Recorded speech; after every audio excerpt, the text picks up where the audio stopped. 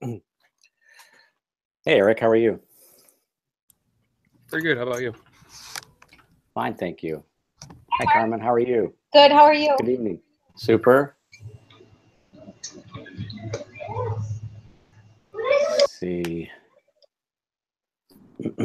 Hi, Nancy, how are you? Good. Nancy, are you going to send me the name of your firm in an email or your website, please? Oh, yes, I forgot. I'll send it to you right now. Thank you. And Courtney, how are you? Courtney, you look biblical. You look like you're part of a Renaissance painting with the light coming in like that. Or a Vermeer painting. Maybe she can't hear me.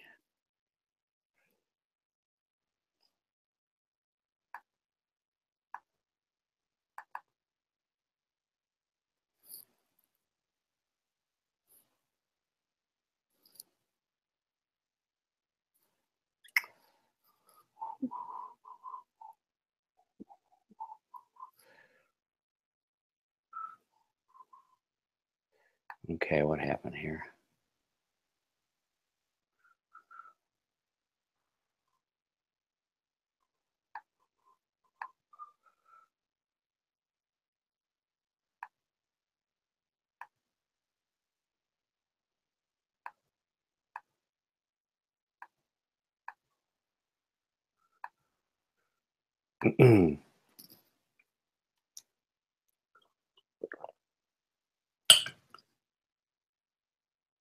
Did everybody just freeze? Nancy, can you hear me? We can hear you. Okay, thanks. Yeah, I can hear you. Thanks. All right, I'm just getting settled in here.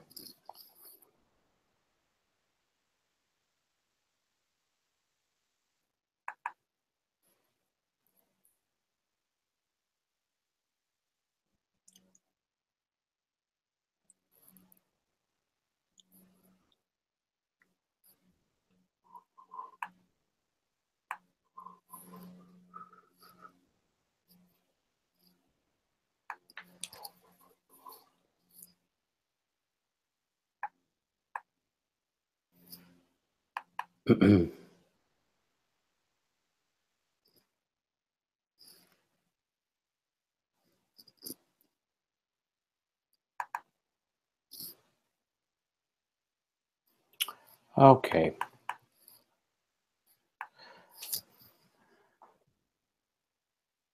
So I'd like to get started because we have a lot to do. Oh, they're going in stereo.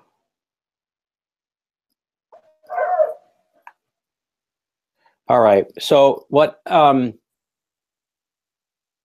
The first thing I want to make sure that you all received the email yesterday afternoon that is for benchmark 3. Benchmark 2 rather, module 3. So that's your next assignment, right?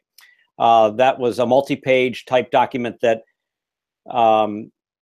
basically lays out the kind of requirements that we expect you to deliver relative to, you know, structural systems, HVAC, which has to do also with an approach towards sustainability, and then which is not just the exterior materials, as I tried to suggest in the write-up, but it's really understanding the whole sort of assembly from the drywall on the inside, for example, to the brick, for example, on the outside, and everything in between it.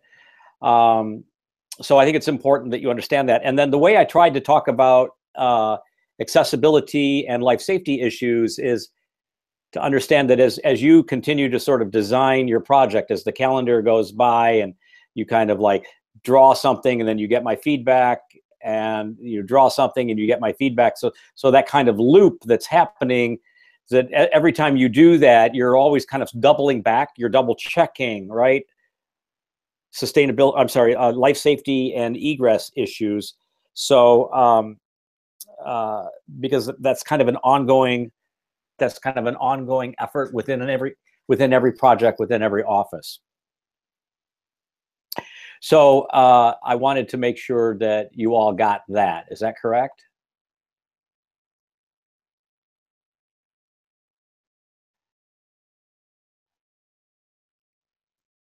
And I'm just making sure that everyone's invited. I'm not seeing everybody here.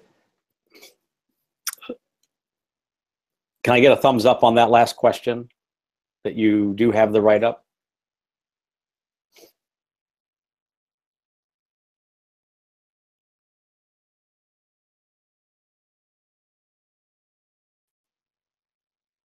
Thank you. Let's see. Lynn's here. Alex is here. 1, 2, 3, 4, 5, 6, 7, 8, 9. So we're just missing Joshua. Thank you. Good. Okay, excellent. So so the next month really quite oh, thank you. I forgot. Shoot. Sorry, Rasha, I forgot to add you to the list. I'm glad you could make it. Sorry about that. So the this next month, almost month, is really meant to help you transition from the sort of lovely, wonderful, stimulating process of designing,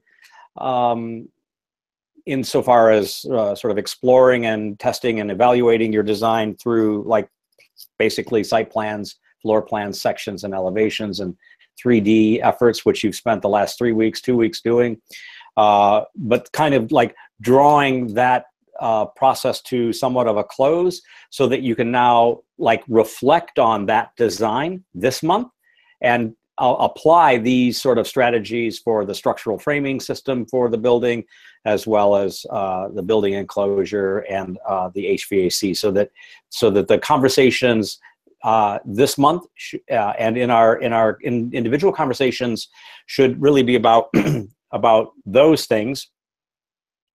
And then, of course, again, the life safety and accessibility issues are something that we will also continue to talk about from now until, quite honestly, December. So you all have that brief, and that's kind of the next step of this process. I also wrote that brief and shared it with Ash, so he has signed off on it, and feels like now this is his time, as I do as well, that this is really kind of like this month is where he should be relied on fairly heavily, not only for the sort of conversations that you'll have at night with him, but also in the review, which will happen on the 24th and the 26th of October. And then the last, say, 5 weeks or so will really be at 150 miles an hour for you, interrupted by something called Thanksgiving break. But you all will be flat out at that point, pulling all of the documents together, along with the calculations and the intel that you need to make for a complete package. And if you're entering a competition, which we sent to you earlier this semester, if that's something else that you're going to do, you'll want to make sure that the things that you're including in your final drawings are inclusive of that stuff. Tonight, though, as a way to springboard you to think about December, maybe even to begin thinking about the October review, I would like to reflect a little bit on what your classmates have done. So I'm sharing with you right now some drawings that I pulled together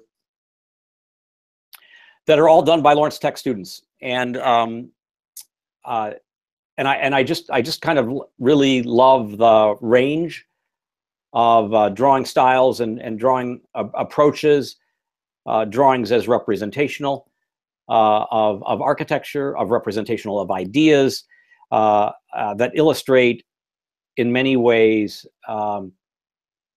the same kinds of issues that you'll be confronted with as you think about your own work. So this first group of plates is talking about conceptual approach, and the drawings that talk a little bit about how a student frames up their work in terms of kind of like a feedback loop, or the millennial trap in this case, talking about how millennials are potentially locked into a sorry kids, no-win situation in terms of their economics.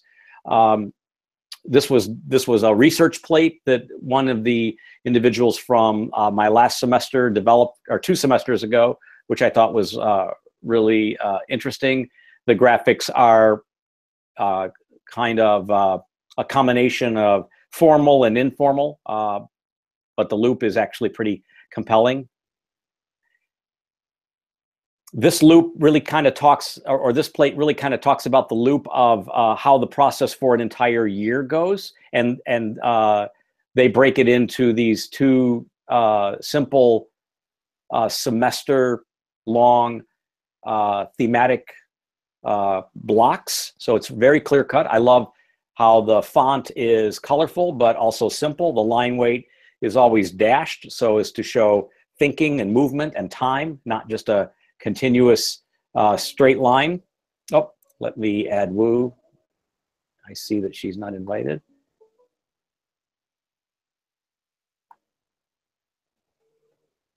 Okay. And then research, you know, you all have pulled together your research for the Hey, first. Mark. Yeah, go ahead. Sorry to interrupt, but can you invite Wu? I just did. She's here. Thanks.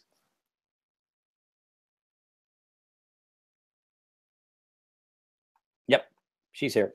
So this is a plate that really kind of leverages the balance of graphics with facts.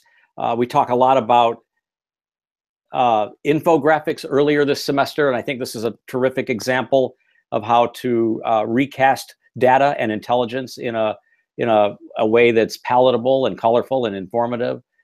Here, talking a little bit about the site as a context diagram, but notice that other kinds of things like rainfall, temperature averages, and those kinds of things are also discussed in very simple graphical ways.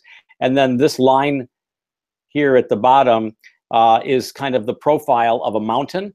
So I love the at the lower aspect of this plate. So I love how they've taken some graphic liberty to show the topography of the site on this site drawing.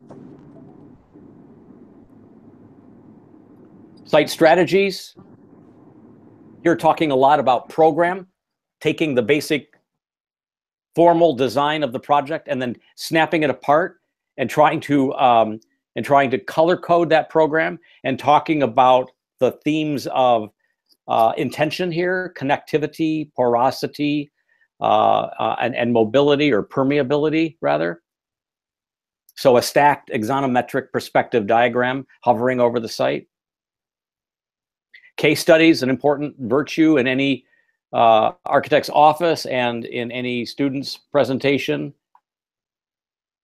This is a case study of the modern skyscraper, not necessarily looking back at real contemporary things, but looking at the antiques of modern skyscraper design. Even the use of the black and white photographs helps tell that point. An iterative sort of investigation of the site in North End, but also talking about how it is like or not like other places that one can also study. So a comparative analysis by virtue of taxonomy, right? So he's looking at North End and trying to understand it by looking closely at Volterra or Bath or Bruges or Midland or Grand Rapids and so on, and looking at it from a number of sort of perspectives, like the site photo, circulation, lot lines, infrastructure, vegetation. Or this case study, which is a real punchy, vivid analysis of what we would call megastructures, which was a very important consideration for Adam in this piece. I love how confident and bold the graphical and color sensibilities are. The use of the black and white photograph for contemporary works by Elemental, for example, or Aldo van Eyck on the left. This is case studies of specific housing approaches. I love the palette of restraint. I love the way the entire sheet is filled up, how there are diagrams that explain each of the case studies that this young architect created. But each case study has a similar kind of analysis for it. Or how this is one plate for one case study, helping you understand its sense of order and configuration by looking at it with large photographs and then floor plans and axonometrics.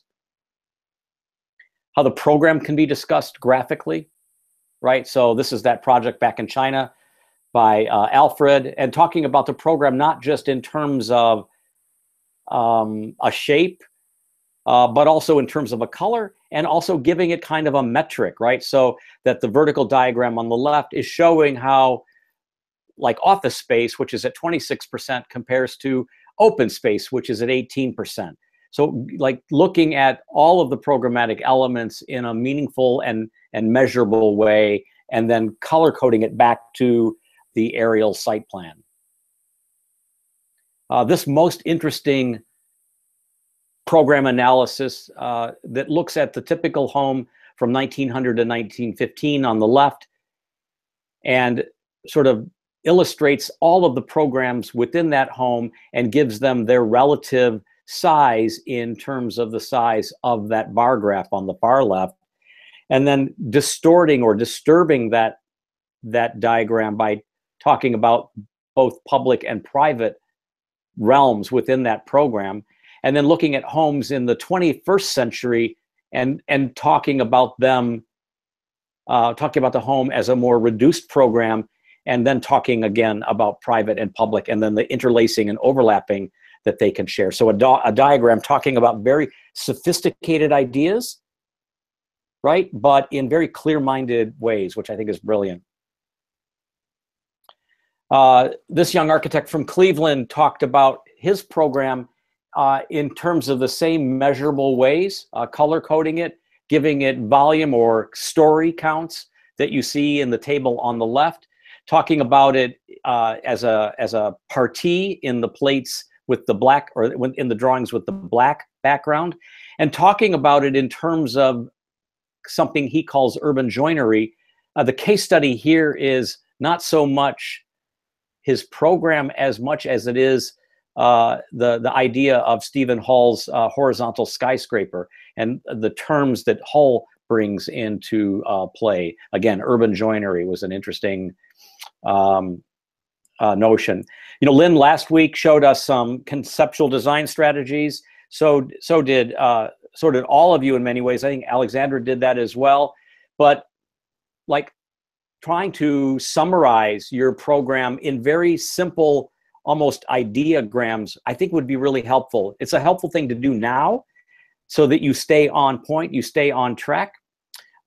This is talking about dealing, again, with the sort of typological response of the point and podium for Nathan up in Toronto. So here he shows 3 different strategies for the point and base, the point and podium, and then how that point and podium gets disturbed by cutting into it.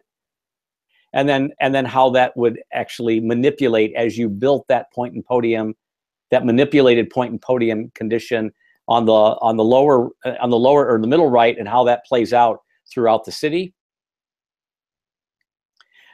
This is a really useful diagram for all of you to start doing right now as you wrestle with and resolve your 3-dimensional studies. This is a diagram that talks about kind of the full build out of program on your site. And then letting that program be incised or cut or inflected or bent or skewed or warped, right? Subtracted or added by things that are contextual to the site. So like the upper left has a phrase called park connection. So pulling away some of the lower floor to connect to a park that is adjacent in the context of this proposed building for Ryan in Anchorage, Alaska. View preservation, lopping off a corner, chamfering, right? a prism on the corner to allow for views west of the development as it sits on a view corridor, which is the street. And then the far right,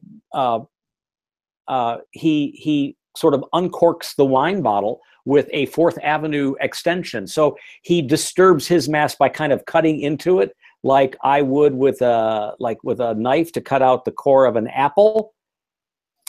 He cuts through the volume to extend and therefore preserve a view of 4th Street, which bisects his site right in the middle of that chassis. So thinking about how context can inform form is a really important tool that designers have, and that's what we use. But diagramming it so that, you know, someone new to the course, someone new to the review can follow you. Notice the use of color. And then another sort of iteration for another project. Ryan had me a couple of times in 1 year as a student, and this was another project also in Anchorage.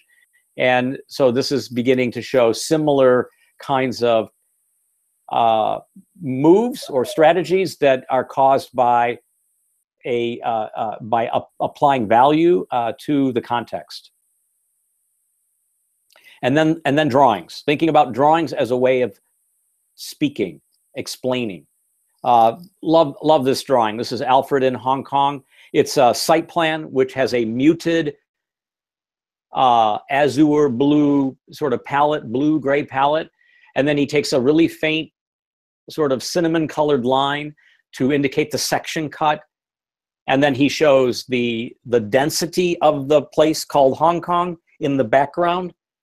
And then he shows in the foreground, based on the section cut, his buildings. He color codes the program and he labels it in real large text, right? So that everyone looking at this on the screen can read it. I love this drawing. And then letting all of that section anchor into the earth with a warm gray baseline.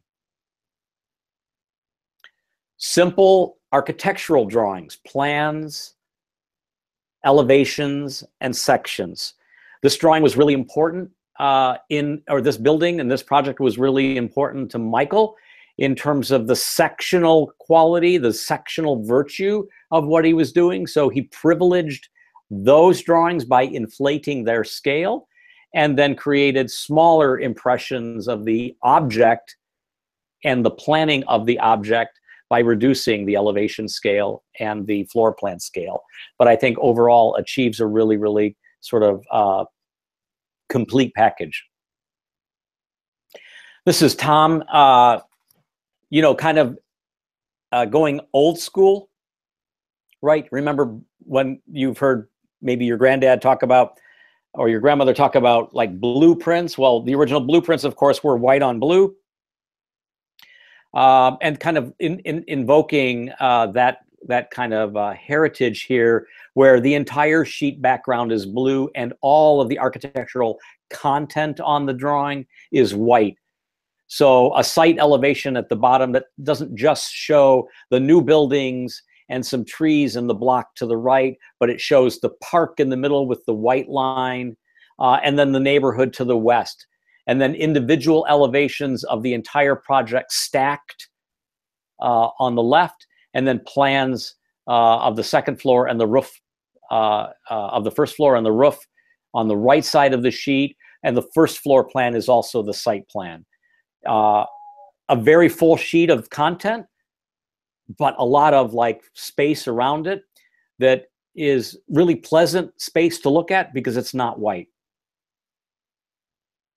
Media, the approach, right? The materials that an architect uses to explore and explain their ideas.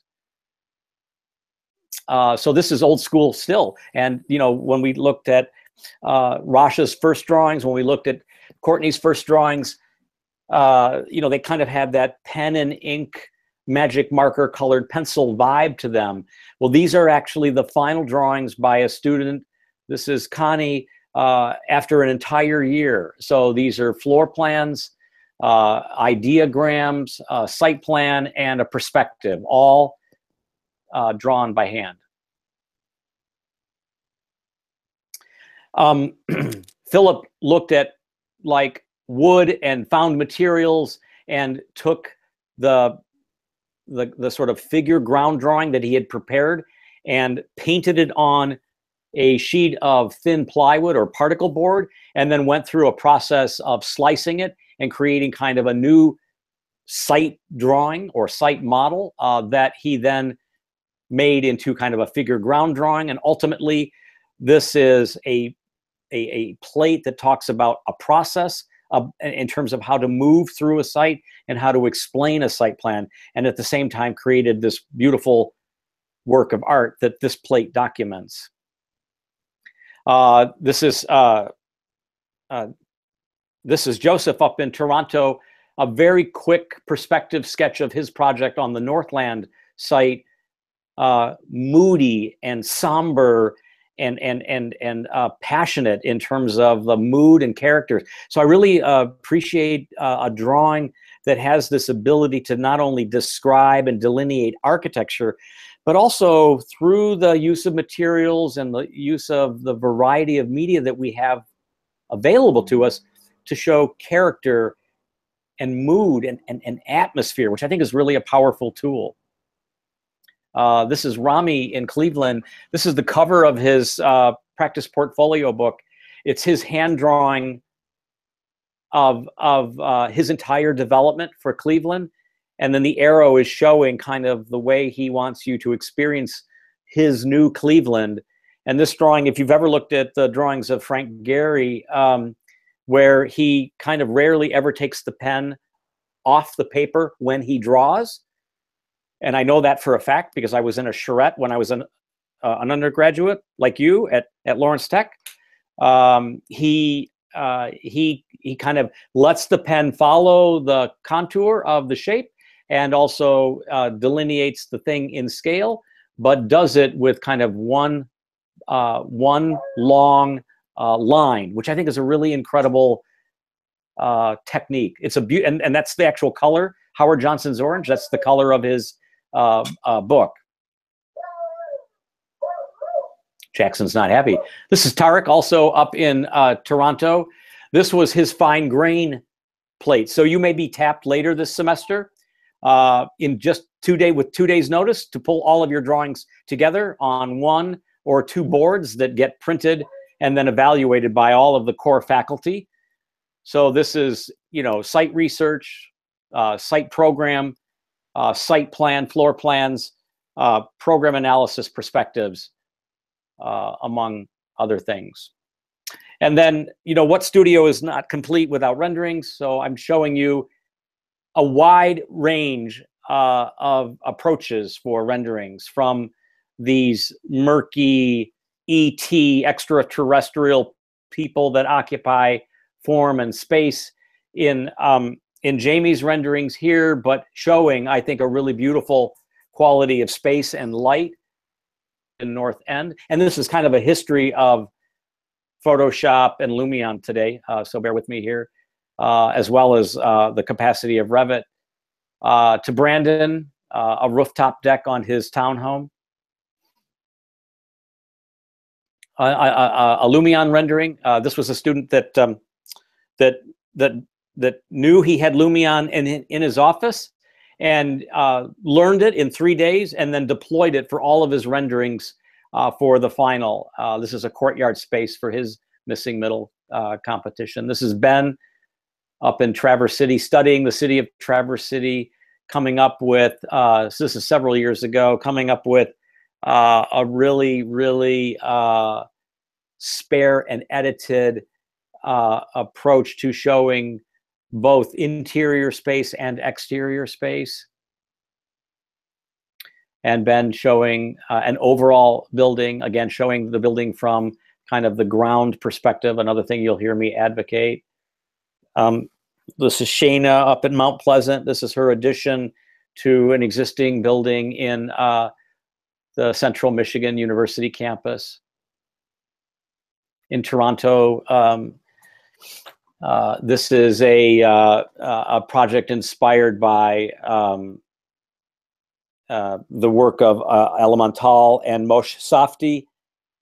showing housing. This is actually in SketchUp with Photoshop.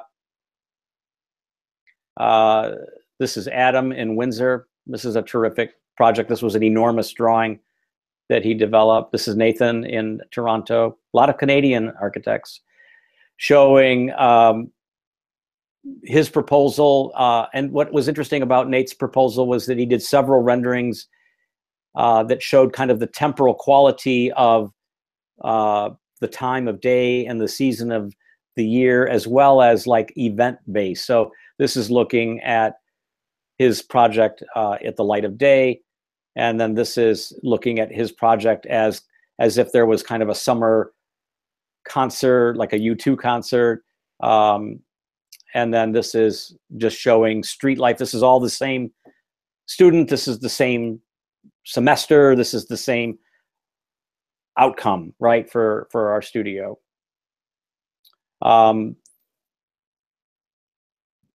Again, the young man that tried Lumion for the first time. This is Tom's project. Also, the one that did the blueprint, if you will. This was his package of renderings. This is in Revit. So I wanted to show you those to get you excited about where you're going to be in 3.5, 4 weeks, and where you're going to be in 7 weeks. What are we? We're in the end of week 7 right now, so we'll be maybe another 6 weeks away, less the Thanksgiving break. But I wanted you to get kind of stoked and psyched up about the kinds of deliverables that the students in our studios prepare and do, particularly the ones in my class. And it would be a terrific if, when I amend this presentation in 2018, yikes, that's just around the corner. When I amend this presentation for the next class, God willing, they knock on wood that they invite me back, I can include some of your drawings. So I'd love to be able to do that. Are there any questions about what you've seen tonight? Any questions specifically about the renderings or the drawings? Otherwise, we can go right into the sign-up list for individual discussions.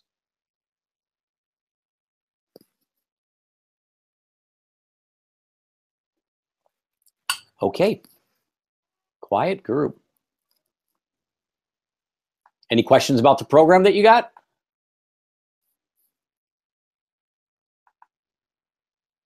Okay. So I'm looking at the sign-up list. No, I'm not yet.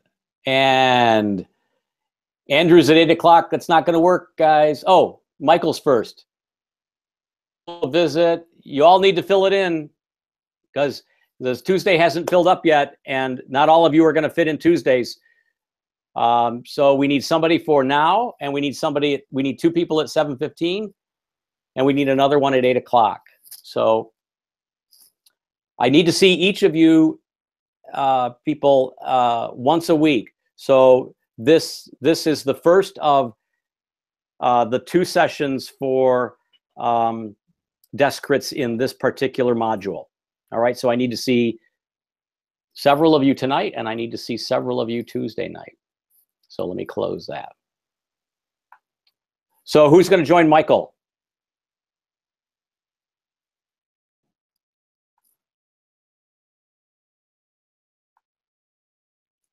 Well, Michael, I want to talk to you. I don't know why no one else wants to join you. Mark, where did you send the sign-up list?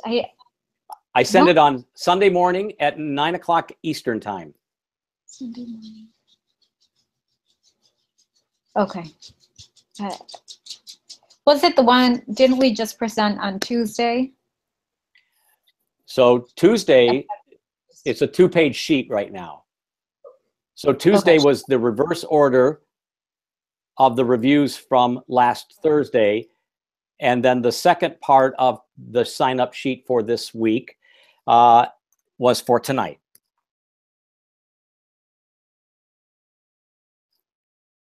Capiche? Yes. Cool.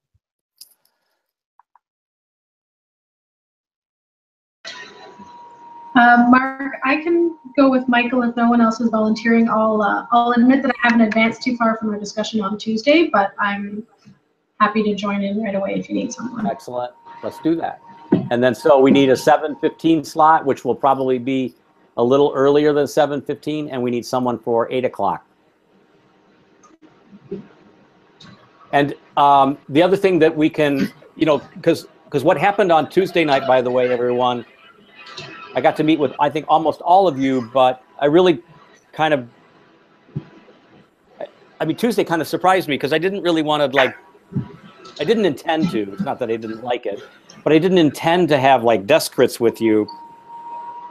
But I understand why that happened. I really wanted to talk about you and your progress and where you think you are, and kind of touch base with kind of your sort of sense of where you are, what you're doing right now, and where the semester is taking you. So I really wanted to be about the studio as from a longer view. So we can talk about those things tonight. For example, Lynn, if you have less to show, or if you feel like you've already talked about how your work evolved over the past weekend.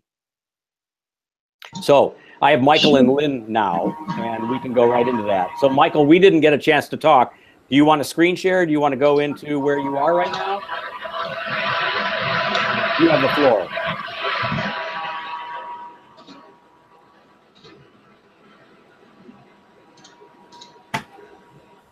Cool.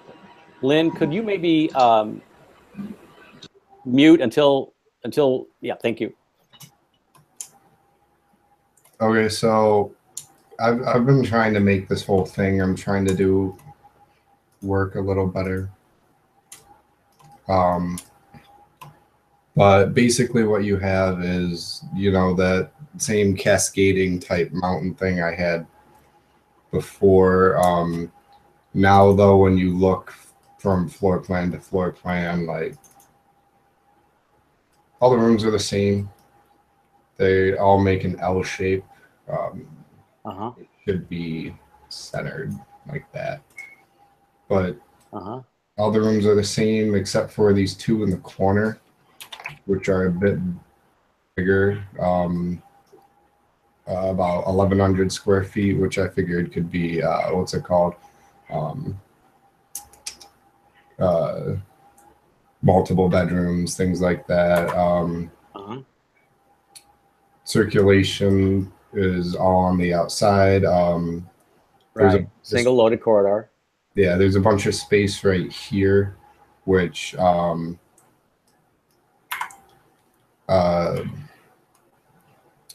gives me room for a trash chute, things like that. One of the nice parts about the step effect, if I go back here, the so we're gonna have this.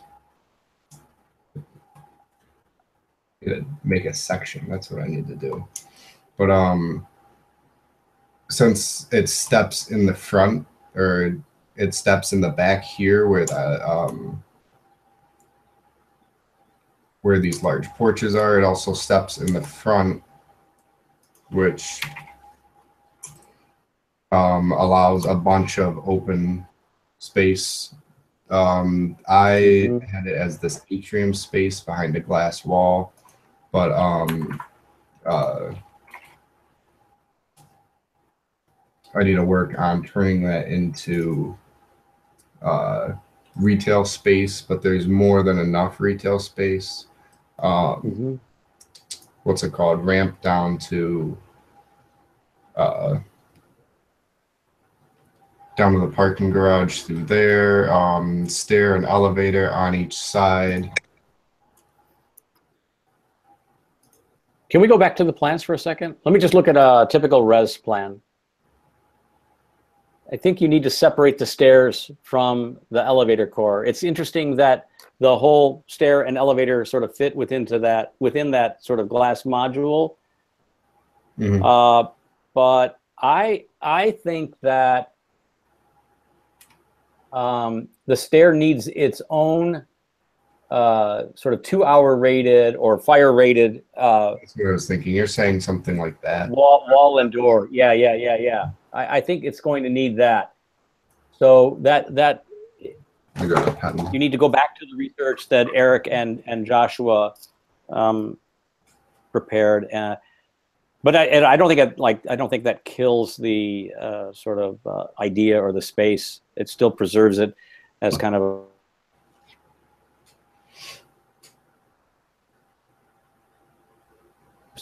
I honestly think it shows kind of an insensitivity to how these things are really going to work in a building. You would go fucking crazy if you lived there and you had to move in or you had to move out or you had to get groceries and you find out that the elevator near where you parked your car is actually being used because I'm moving in, and you had to walk all the way over with your groceries and, or with like maybe someone less nimble and spry as you. So, I mean, I think what it does do is it kind of promotes kind of this sort of sensitivity to balance and harmony, right, between forms and symmetry and all of that. But I think it underestimates the role that these things will like play in everyone's life, right? Right. Can we look at the first floor plan?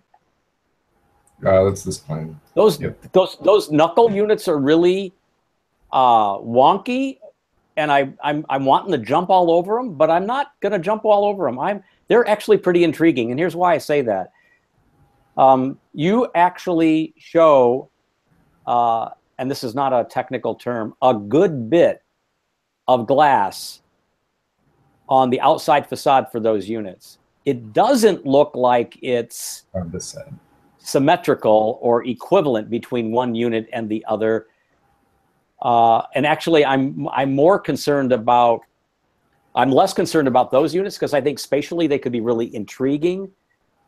But I'm actually more concerned about the units that get the narrow like room, here. Like the one next to it. This one? I think I think those units have a very sort of bizarre neck, right? That fronts onto the glass. I think a homeowner is going to want to have a bedroom with glass and a living room with glass. And I think that the glass needs to be operable so that we can enjoy the breeze like I am right now in transitional seasons. But it's a very interesting approach to space. And I think if you're saying, oh, that's rubbish, Mark, because the spaces are going to be so interesting inside that, and I'm going to show you what those spaces look like and how they behave. So I think the jury for me is still out on those, but I've never seen anything like this. So here was my thought on them. Like, given these two down here, this one and this one, I gave this one 10 feet of frontage on the southern side and 20 feet on the northern side. This one 20 feet on the southern side, 20 feet on the northern side.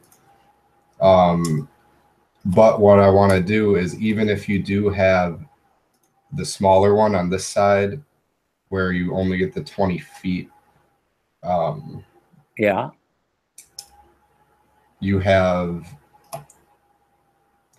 a larger view into this atrium space. So even though not all the rooms are identical, or not all the rooms give you the same type of light, it'll still give you a different variety. So, okay, I see that. So we talked a little bit about atriums with Alex and with Rasha, and there's like, I don't want to say yellow flags or red flags on that, but I do want to say that you have to be on your game with atriums, you guys. If you guys are going to do these giant chimneys, these spatial atria chimneys, there's a whole series, there's a whole chapter in the building code that you got to know that you're on your game for that. So there's a whole bunch of issues for multi-story open spaces because they need to inhibit smoke spread and flame spread, which, because they're chimneys, they will have that. That's one thing. The second thing is that, and we talked a little bit about this with Rasha, when you have windows on the corridor in an atrium space, it's a kind of perplexing notion, right? Because you promote voyeurism and I don't want to say invasion of privacy, but you privilege voyeurism over privacy in terms of the human experience, but in terms of the tenant experience, it maybe promotes insecurity or anxiety at it promotes the view of the atrium at the expense of insecurity and privacy. So these are issues that you must be thinking of, Michael, as you continue to refine this idea. It's a very interesting notion, and it says something about and privacy or whatever, right? But I think that technically, so I'm not so concerned about that, but technically, because this is kind of a technical class, right? I'm most concerned that all of you that are doing atriums are, I don't want to say asking for trouble, but you got to be on your game, right? It's like jumping from playing underhand slow pitch, maybe even t-ball, and finding yourselves in a big league uniform on a big league field with Randy Johnson pitching at you, right? And I assure you, I would strike out, right? So, I mean, that's kind of the leap you guys are making. That's why buildings like this are really spectacular at one moment and ball busters at another. Can we look at the first floor plan? That's this plan. You're living on the first floor? Me personally, what? No, one is living on the first floor? Yes, these rooms here, like this one, all of these are rooms here.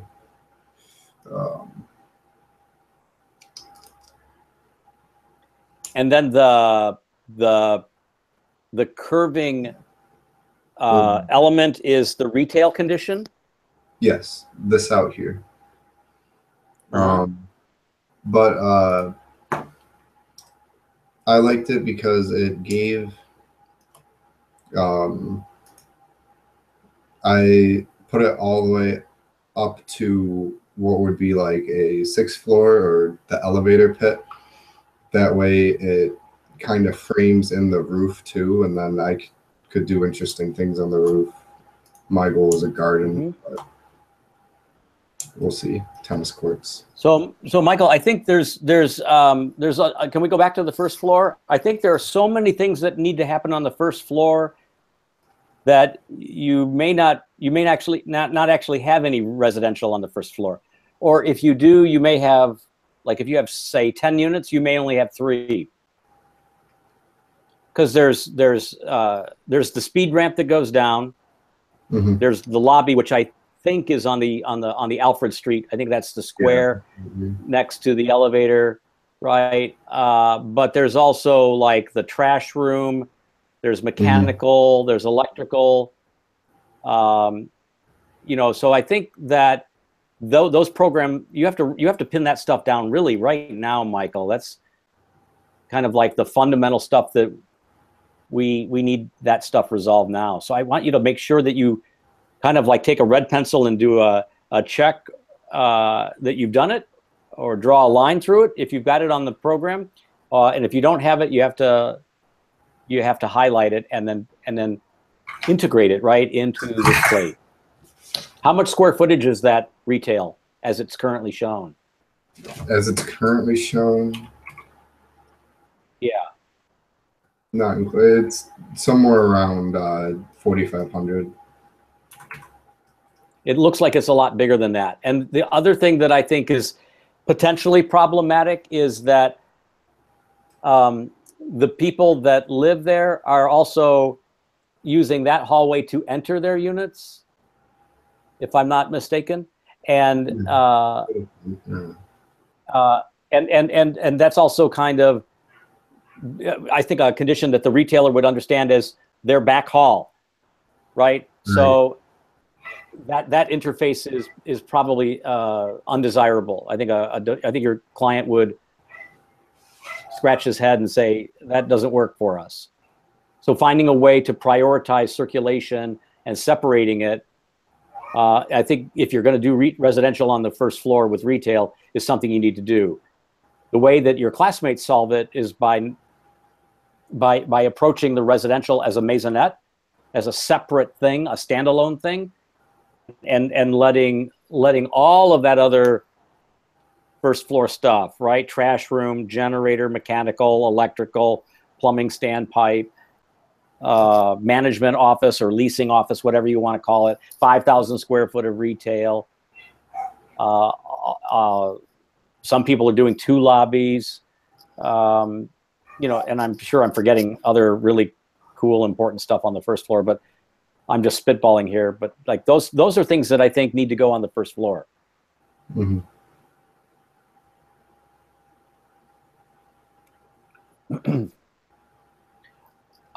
Do you have a basement plan yet? Not a fleshed out one. Okay, so Raiders. Can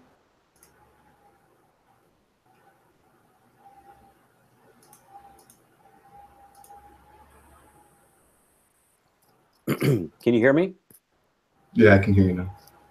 Okay, so Michael, I'm waving my yellow flag right now. I think you really need to bear down and resolve all of the plans and elevations and sections right now. I think if you don't do this right now, if you don't do this within the next 2 days, the assignment that's bearing down on you is going to wash right over you. So I'm really concerned that where you are right now is actually not where you needed to be at the review last week. So you're more than a week behind schedule in a class that the pace of the schedule and the requirements of the schedule are gonna lap you. So you got to drop everything you're doing. In my opinion, you got to drop everything you're doing and bring this up to a boiling point and solve the problems. I think that's the most critical thing. I have confidence that you can do it, because with what you showed us last Thursday to in comparison to tonight, I feel like there's a lot here. But I also feel like it's still not enough. So I want you to hear that, and I want you to know that I'm really, really concerned for you. I can be available to talk to you tomorrow or Saturday. I can look at anything that you share with me between now and then in an email. I can mark anything up if you think that would be appropriate. But honestly, Michael, if you can't pin this down in the next 2 days, I'm going to be afraid for you. And I don't know how to put it in more delicate terms or even polite terms. If I was a full-time faculty member, I'd probably have my hand on your shoulder and comfort you and cajole you. But as someone who spends 97% of their time in the office, if you were working for me, I would be freaking out right now. And so I think I'm doing pretty good. Don't you? Mm-hmm.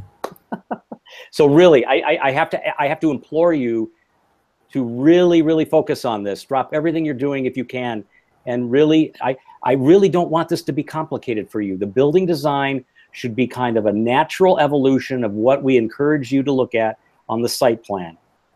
On that, even to some extent, you have, and I think keeping it as sort of interesting and as robust as I can in terms of underground parking, and challenging as I can in terms of underground parking, unit design, and then all of these additional things that the college needs you to be juggling in the air, like structural systems, building enclosure, sustainability, and so on.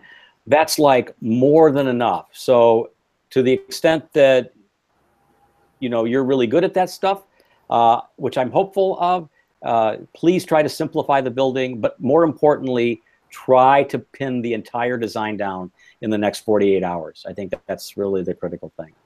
Okay. Okay, cool. Lynn, thanks for your note today. I think that would be great. And if praying or keeping my fingers crossed that we all get good weather that particular week, whenever day we have the reviews, more of you guys can be here. So I'll definitely look forward to that. So we didn't really talk enough about maybe where you are and where you want to take this project in terms of like a post-review conversation. We spent some time on Tuesday kind of looking over your drawings. We can do that tonight, or we can sort of talk at kind of a higher level, not a higher level, but at a different level. Yeah, I'll be honest, the drawings haven't changed too much since Tuesday. I don't think there's that much progress to really review unless there are other aspects, but I don't think I'm sort of my pace is slowing a little bit, I think, as I'm getting into some of the details of entryways and wall assemblies and how that's moving my wall. So I'm trying to pin them down right now so I can flesh out the inside and work on some of the unit layouts. So I don't think I have too much to share as far as that for tonight. So I'm open to discussing, I guess, about the course and where I'd like to go with this, and from there. Okay. Do you have any thoughts that you want to open with? I think I really appreciate the rigor of this class and the thoroughness of it with the lab component, and I'm excited to see where that takes me. I've reached out to Ash hoping to meet with him to sort of go through some preliminary ideas for the systems, because I don't want to leave it too late. I've noticed a big difference, I guess, going from working in schooling, that the two fields, sometimes they don't always communicate back and forth very well, and you end up with these projects that are difficult to construct, and then you end up working and trying to fit all these other things in that you didn't really learn about before. So I'm really excited to be starting here and seeing where it takes me, and going into new codes as well, and making sure that I'm applying the proper codes, and that knowledge is all still sort of new to me, and absorbing it as well. Right. Well, that's excellent, and I'm glad that you guys are doing that. I'm glad that you're reaching out to Ash for kind of more sort of offline conversations, because I think he wants nothing more than for you to use your design project as it is as the basis for how you talk about structure, how you talk about environmental issues like HVAC and mechanical, or stormwater and sustainability strategies, or building enclosure. I think he wants to be at the ready, right, to nurture your project along in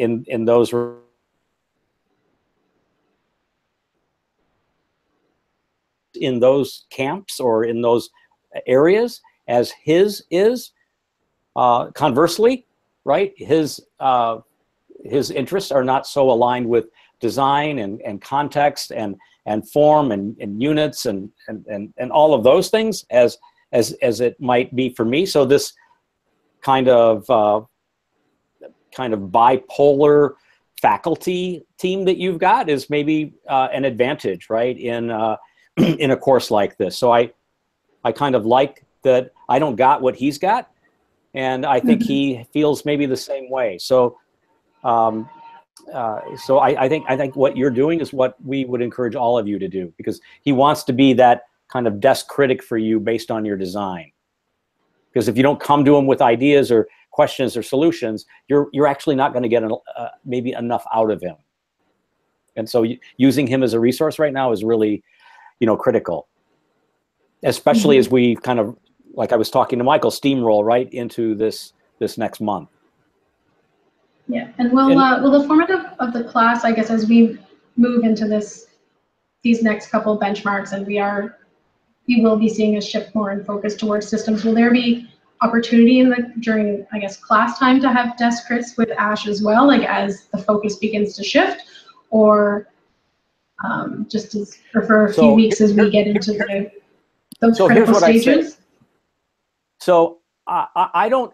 So technically, or like actually, because Ash is like leaving campus at around the time that our class starts, and he's driving to Ann Arbor, right, which is, like I said, an hour away, 45 minutes away, and then he probably settles in for a meal and says hello and reads the mail, and then waits for my invite to join us tonight, for example.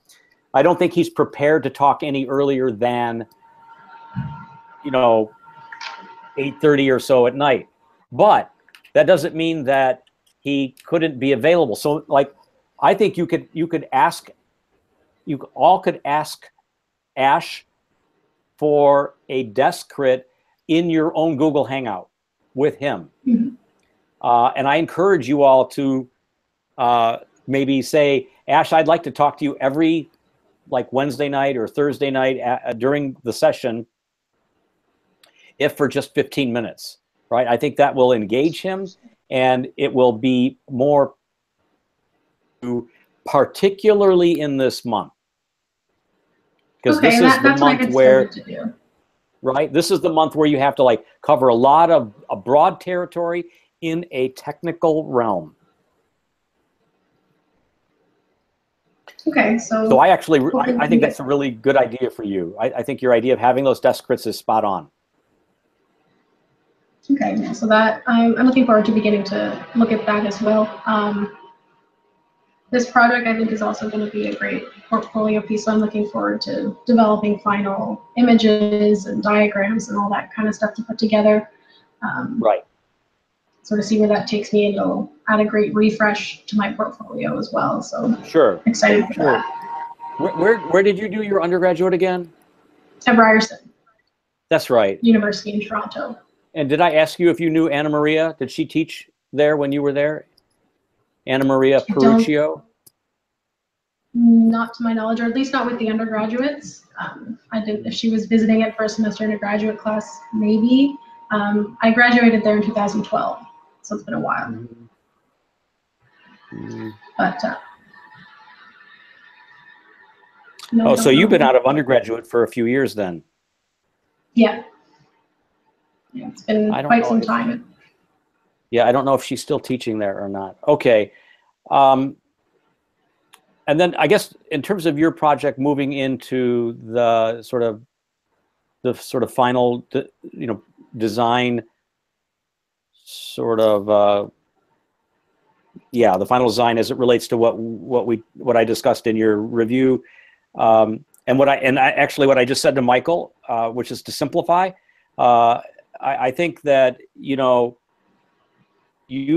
are at a point in your project where you could honestly spend the next 8 weeks studying proportions of the windows and doors and balconies, and come up with iterative options that could be driven by investigating different window systems, different window product lines. I'm saying, like, if we were working in an office together, and that's what you'd be tasked to do, and different like metal panel products and what their profiles were like, and what their colors are like, and what their costs are like, and whether they're insulated or not. You understand that? Like, you could be spending the next 8 weeks working with me, going through in an exhaustive way. You all would do that. The best sort of approach technically and aesthetically for this project.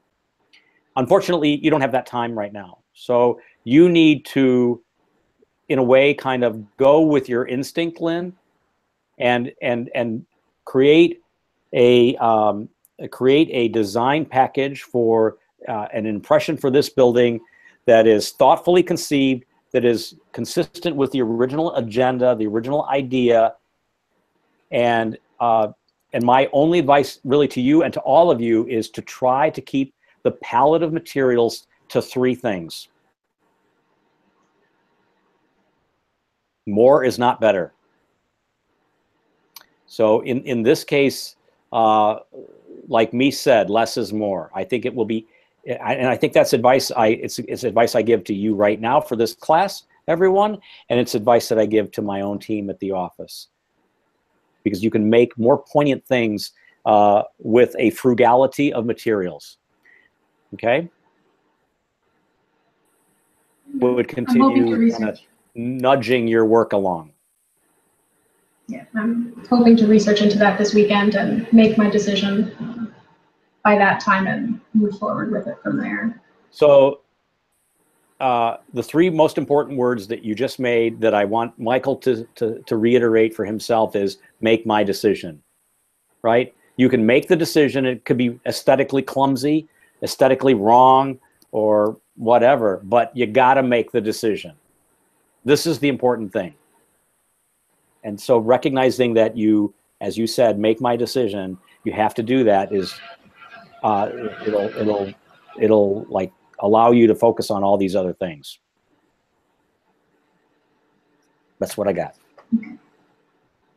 Thanks for joining us tonight in this session. Okay. All right. Thank you.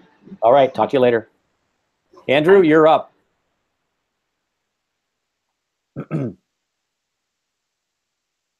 Andrew?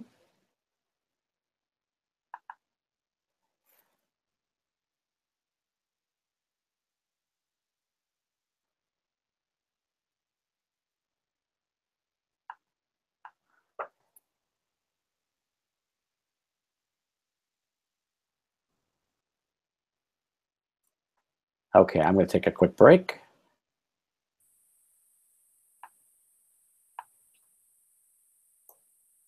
Actually, we need two people before Andrew. So who do I need to talk to?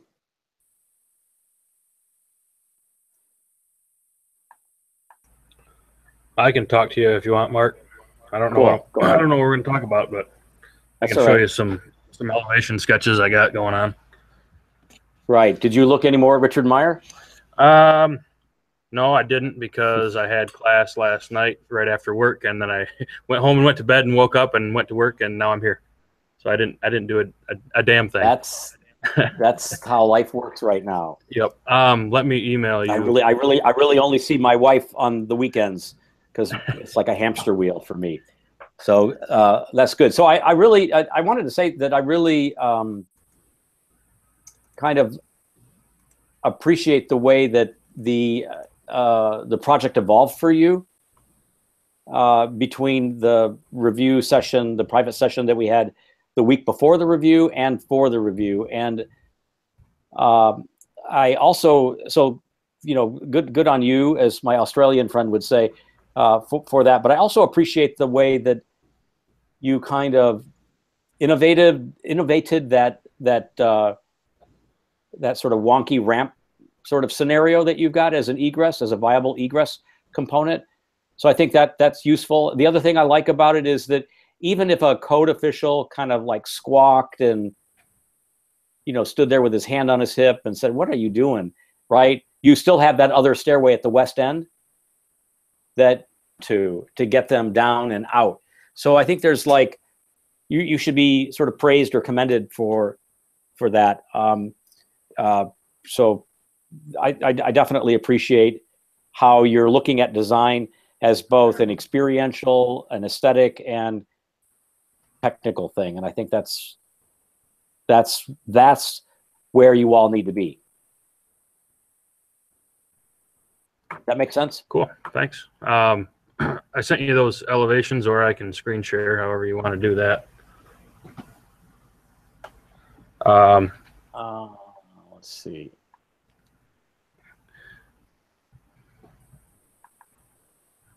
No, I don't have it. Hold on a second.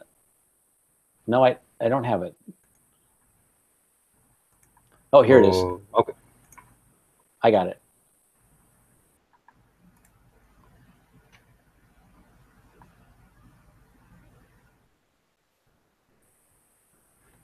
Okay, I'm looking at, I don't know which view I'm looking at, but. If it's elevation 1, it's along John R. If it's elevation 2, it's along Alfred.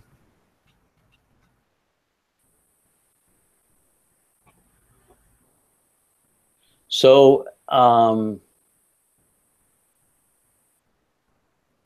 couple of things. I'm looking at windows. Windows tell us a lot about the design and the designer.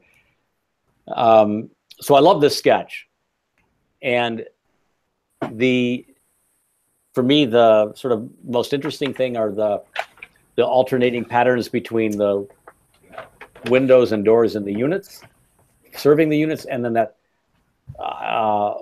cinnamon colored panel. I don't know what that is. I don't know if it's brick or wood or was wood or some synthetic, like, fiber cement panel. Whatever it is, it's opaque, and so I appreciate that sensibility. So I don't have problems with anything in that area. What I think is kind of quirky in terms of the way you've delineated it is the retail windows have kind of a stacked bond pattern that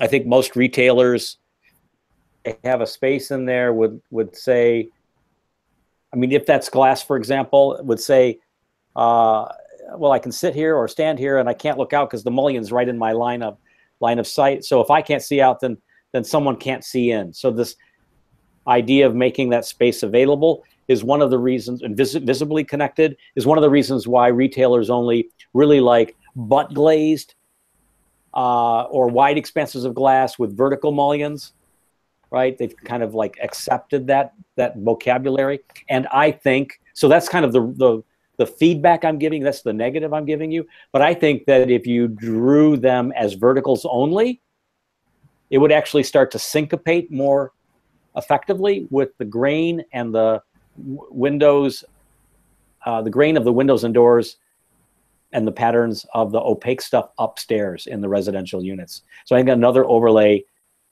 sort of will do that. Let me look at the other drawing too, elevation 2. This one was, I was just wrapping it up as you started, so it kind of got rushed a little bit, which is, I probably shouldn't have done that, but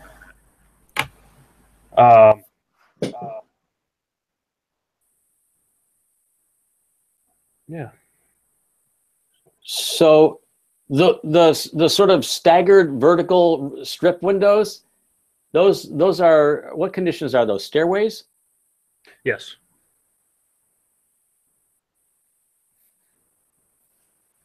And then the vertical strip windows that are not staggered but are all like soldiers in a line, those 4 window groupings, what is that? Living units. Uh-huh. And the same thing with the running bond pattern of glass between the 2 gray masses. Those are living units as well? Or is that hallway? That's actually the bridge that yeah, that's like hallway, right? Right. The connector? Yep.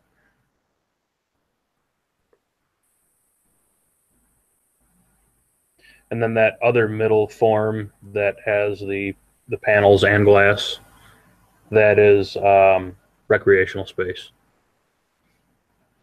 So it's kind of got a little more playful attitude to it. Mm-hmm. So what do you think happens next in this sketch, or in these 2 sketches, Josh? I think they go into Revit, and I see how I can maybe panelize these, at least the apartment units, and see how I could make that work with the CLT panel like we had discussed. And see if I can get a consistent unit out of that. Yeah, and just start to develop my exterior and try to figure out what type of construction is this wall really made of. You know, is it a CLT panel and then it's got some insulation on the outside and then it's got, you know, airspace and a panel or whatever it is. Try to figure that out and just to design it and get it working. What do you think a developer would say if they were looking at this? Or the contractor? How much is it going to cost? But if they were to to trust you because you're a brilliant designer, what would they say in order to sort of ask that question differently? They might say, I think, is there a way that we can systematize things so that we can know the costs more quickly? For instance, can the windows for all residential units kind of be this size or this size and this size, and that's it? And can the window units for stairways be just this, which is maybe half of like the other family? You know, like keeping things in groups and families so that you have consistency and predictability. Michael earlier, even talking with Lynn just a moment ago, talking about simplifying things, like I said, in terms of materials, reducing it to like 3 things, no more than 3. But also thinking about like windows as like a window unit that you might call a C window, like the letter C, because I'm just trying to name it. I talked about naming it with names, but let's call it Charlie. Like a Charlie unit is not just one large square thing with no mullions and muttons in it. It may actually be, the C thing may actually be made of 2 A's and a B, right? So kind of, again, 3 things, trying to think of 3 different window sizes that when A, B, and C go together in some form or another, they make up, or when A and B go together, they make up a C. So you deploy C's everywhere, for example, for the units, but you know that they're made up of a combination of A's and B's. And B's can stand alone for, and A's can stand alone for like stairways. Thinking of a way to kind of organize the design and add rigor to the design so that the contractor sees that design clarity. I think these are really important tools for you guys.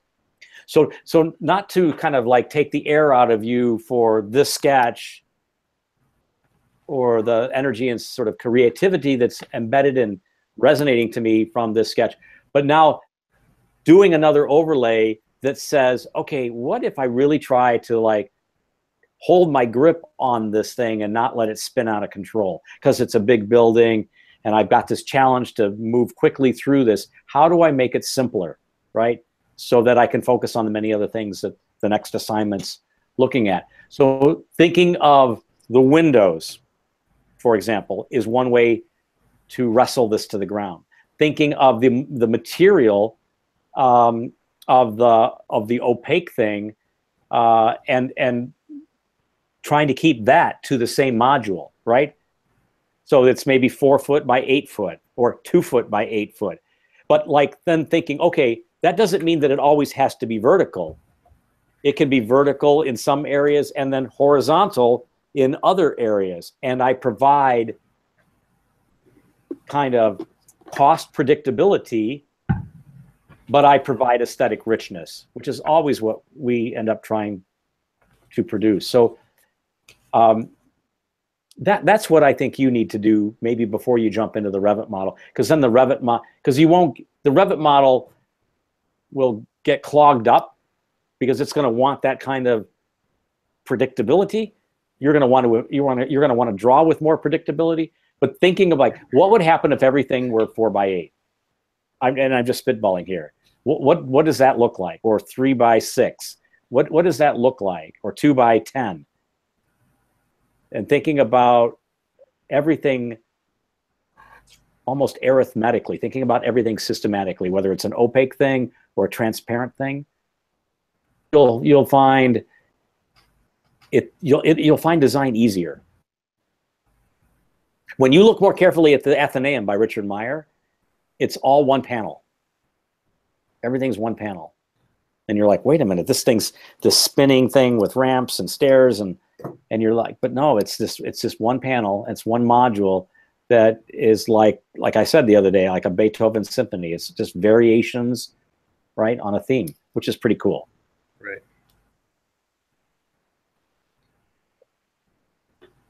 That's my 2 cents. The bridge is pretty cool. Yeah, I think it'll be the cool. bridge is pretty cool. Okay, that's what I got. Okay, thanks. Anything else? We could talk about columns if you wanted to. You have a plan?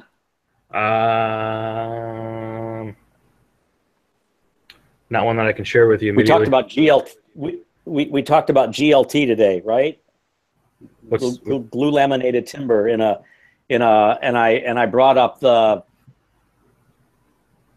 ones that you shared with me the other night. So that was pretty interesting to have this conversation here in this classroom on a Tuesday night and then talking about it today with a client 2 days later. That was pretty cool. So thanks for that.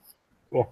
My only concern with the columns is that, like in the apartment units, you know, those CLT columns, they're a lot closer spaced, closer together. Yeah. And I've got them coming down, and then they're coming into my concrete podium, and I don't want to have a concrete column every 12 feet or 20 feet. You know, so how do I transfer that load? So I think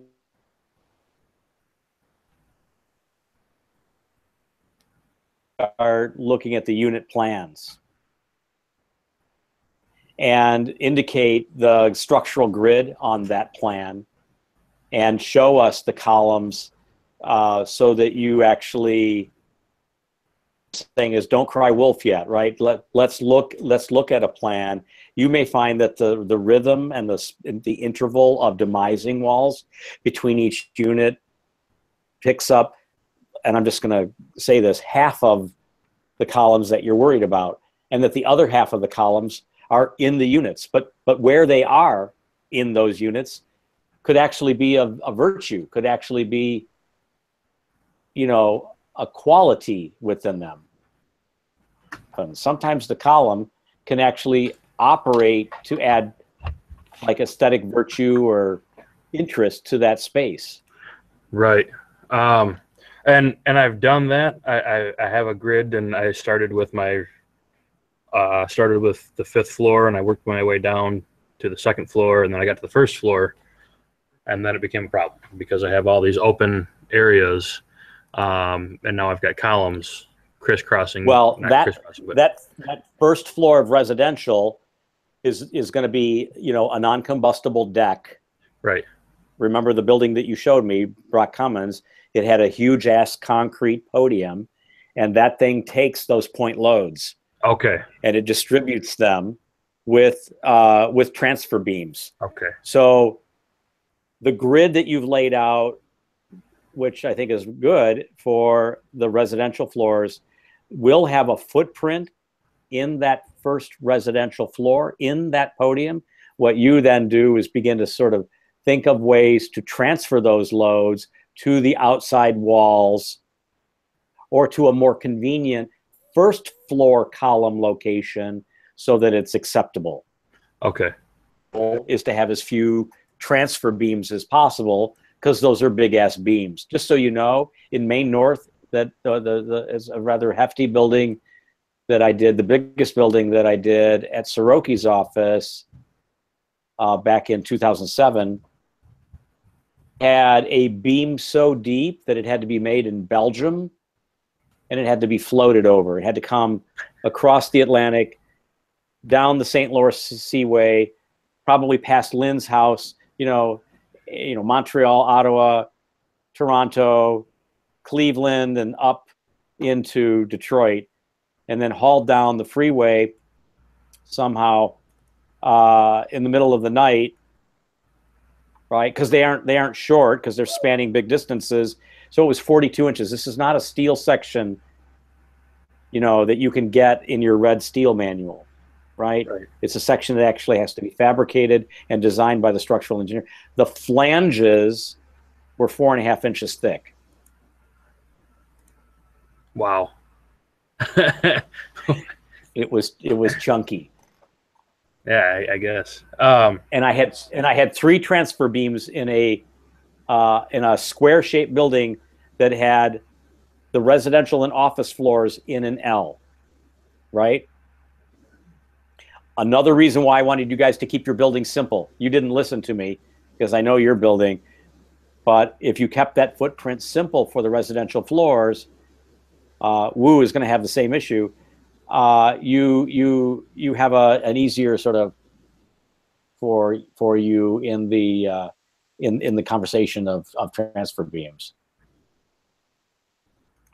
Okay. Well, I'm meeting with Ash on Monday or Wednesday, so hopefully he can kind of tell me how big those things need to be and maybe where we can put them. But okay, that works. Yeah. So just try to have a few of them. They're inevitable. Yeah. Right. But that transfer beam doesn't have to like, think of like an acrobat standing, and there's two like samurai or sumo wrestlers at each end holding up that plank, right? So you got this with her on top, and then two guys holding each end. The length of that transfer beam does not have to be outside wall to outside wall. Right. It can be a shorter thing, because the outside wall can be one of those columns, but an inside column, your parking plan below is, you know what I'm saying? You can be strategic about that. So I think that's how you have to sort of think of it. Okay. So you need to leave the imprint of those columns from the res floors on that, and everybody needs to do this, on that second floor, and let it, like, try to see where it makes sense to introduce those transfer beams, and drop that other column within the space so that it lines up with a natural moment condition, not a moment condition, a natural or a plausible condition for the basement. Right. In terms of the parking spaces, be in good shape. Okay, cool. Thanks. Excellent. All right, thanks. Good luck.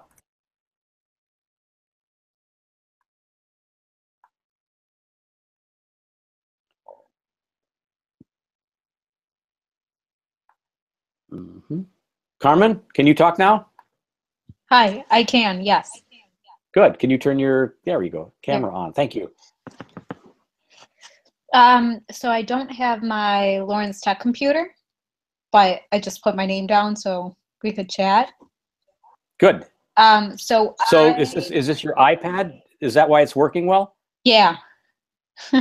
It's not Lawrence Tech issue. That's why it's working well. Yeah, I don't know what's up with the computer. So this is my personal computer. Great. So we can talk about anything you want to talk about. Yeah. So yesterday I have class in between these classes. So yesterday I had a little bit of time to start putting my module in Revit.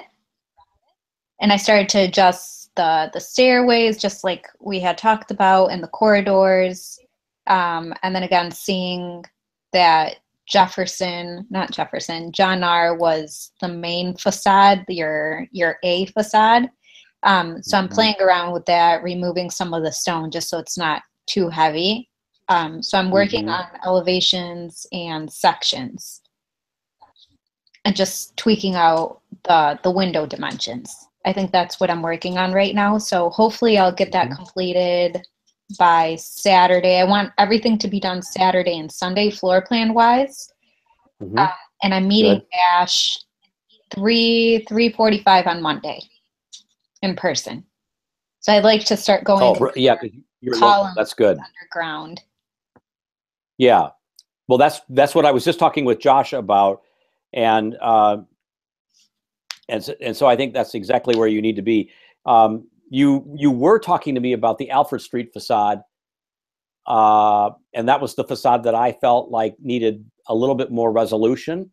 Yeah. Have you looked at that facade? Or are you avoiding that one? I think a little bit of both.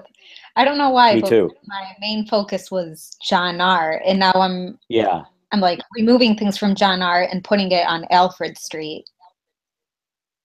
And again, tweaking the stairs. I don't know why I've been having such a hard time with the stairs and the egress, but I'm tweaking my rooms just to make room so it can have an egress. So the stairs can actually go to the outside. So you don't have those drawings on your iPad then, so you... I do not, but I can send them to you tomorrow once I'm completed, before I meet with Ash. Okay, so I guess what I would say is that when our own office designed this building for this exact site, we struggled with the Alfred Street facade because this facade had a kind of obligation to be contextual to the historical residential fabric across the street. Yeah. It had to acknowledge that stuff. It had to, kind of defer to it, like nod and bow their head a little, curtsy a little bit. So how does architecture do that, right?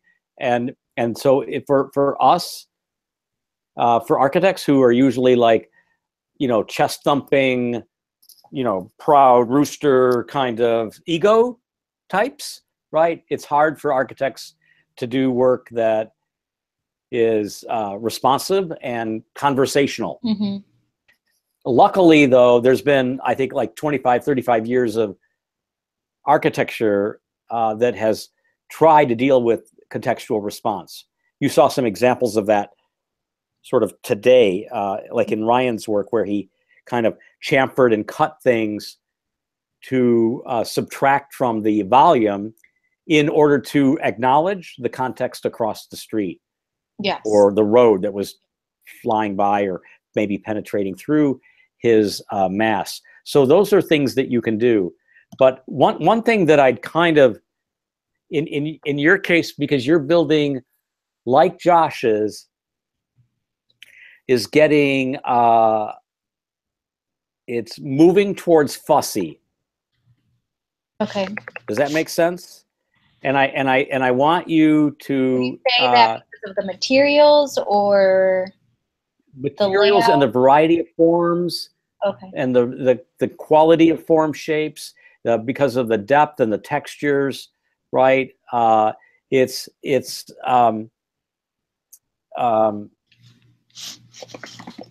provides a scene or scenography of richness and texture that is actually very interesting.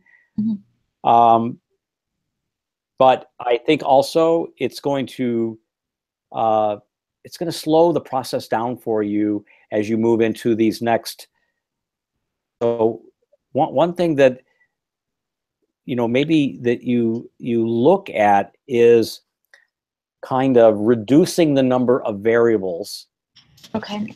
So that you end up with the most poignant, the most important constants, like solid and void, or opaque and transparent, and studying the windows, studying balconies, studying materials as not necessarily a thing that pushes and pulls and has seams and edges or protrusions or fins like you're doing, mm-hmm. and just looks at it in terms of the virtue of texture as a plane, the virtue of color, and adding color as the sort of tool to explore things like depth,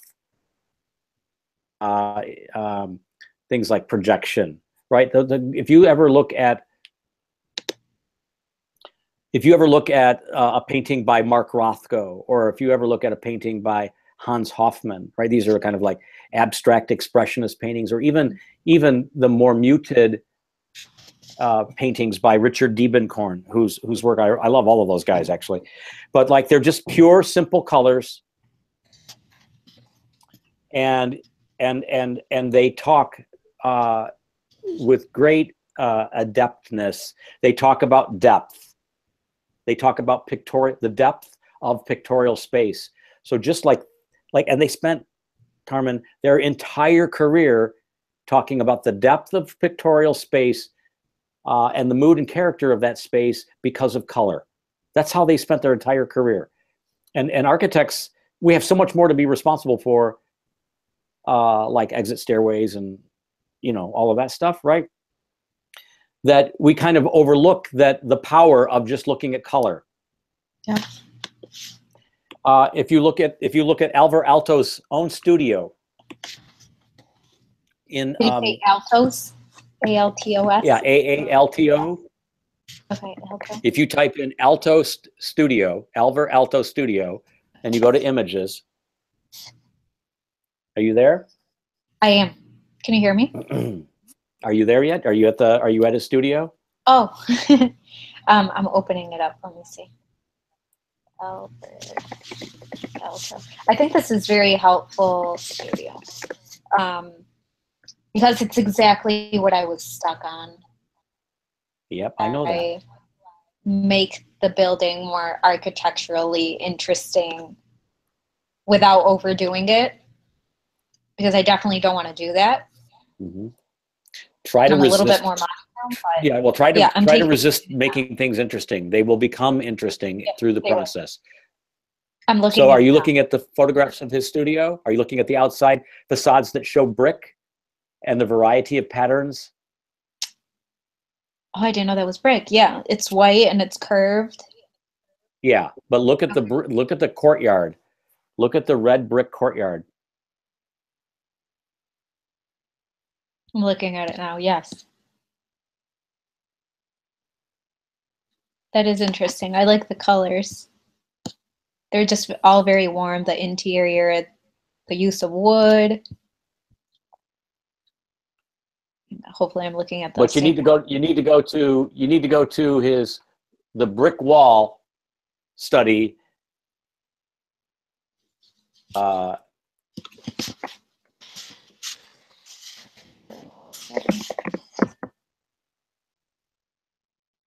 Come on, I'm trying to get to it myself here. Is this that same building? Because his was white, and if I put in brick study, shows different like concepts of brick and how he leaves gaps, but there's a window behind.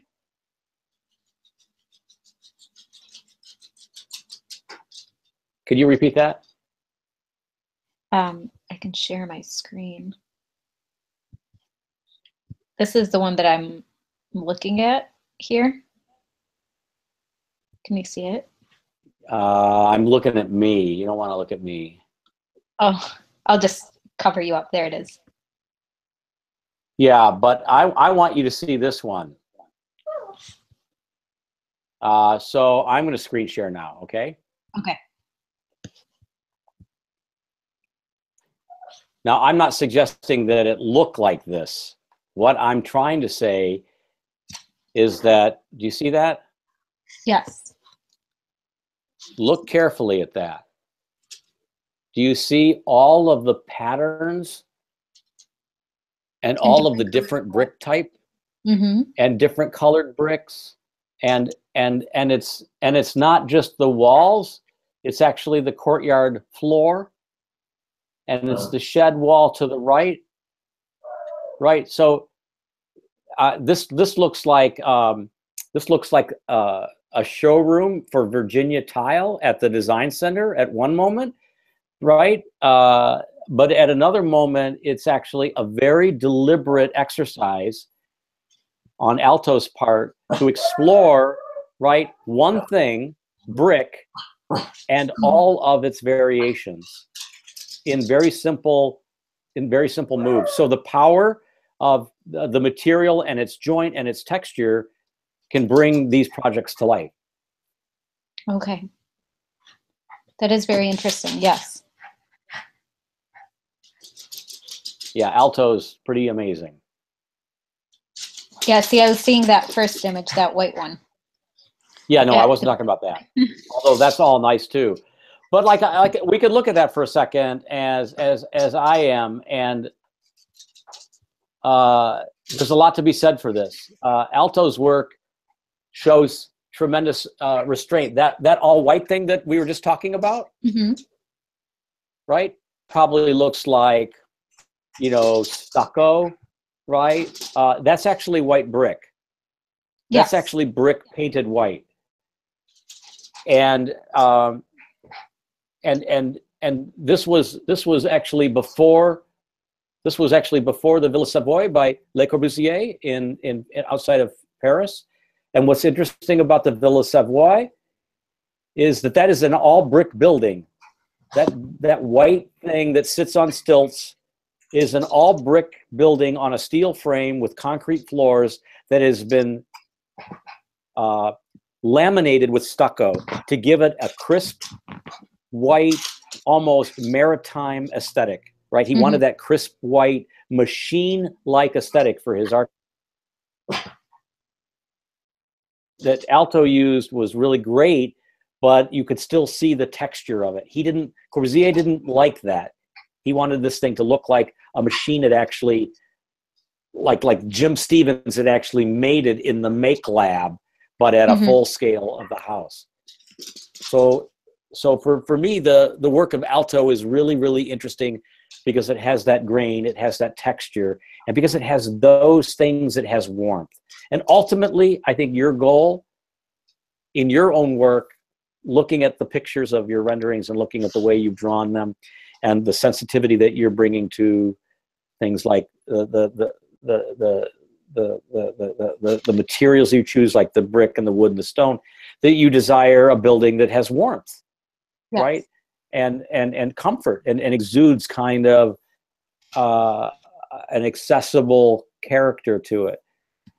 And you're not alone. There's lots of architects that have done that, and I think Alto's work embodies that. So he would be good for you to look at. I'll take a little bit more of his work because that's definitely what I want this building to have. So I'll take now, there's someone else that you should know about because of your own heritage. And that's Luis Barragan. Oh, I love him. A friend actually works at a studio, Barragan.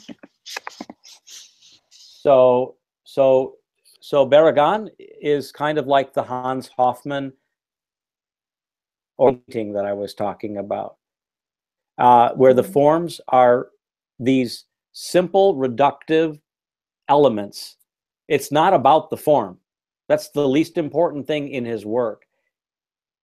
It's about the way that veneered to the form, and it's about the temperature of that color, and it's about how color can compress space, outdoor space, the courtyard, and how that space opens to the sky, which where you're from or where your family is from is relentlessly blue, right?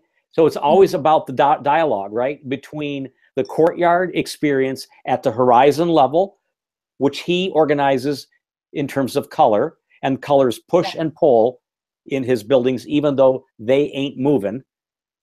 This to your experience in his buildings, right?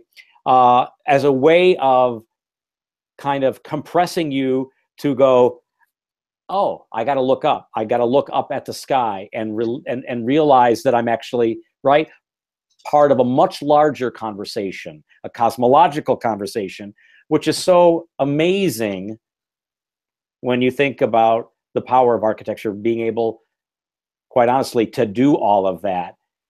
And yet he does all of that with the most rudimentary of forms and the most sort of primal palette of colors, right? Just, amazing. I've been to a couple of I don't know if it was a home or a studio, but I've been to a couple homes, and the town where I was born, they have a hotel, and just the colors are so interesting. It's like a bright pink and blues with yellows, and it is all about the color.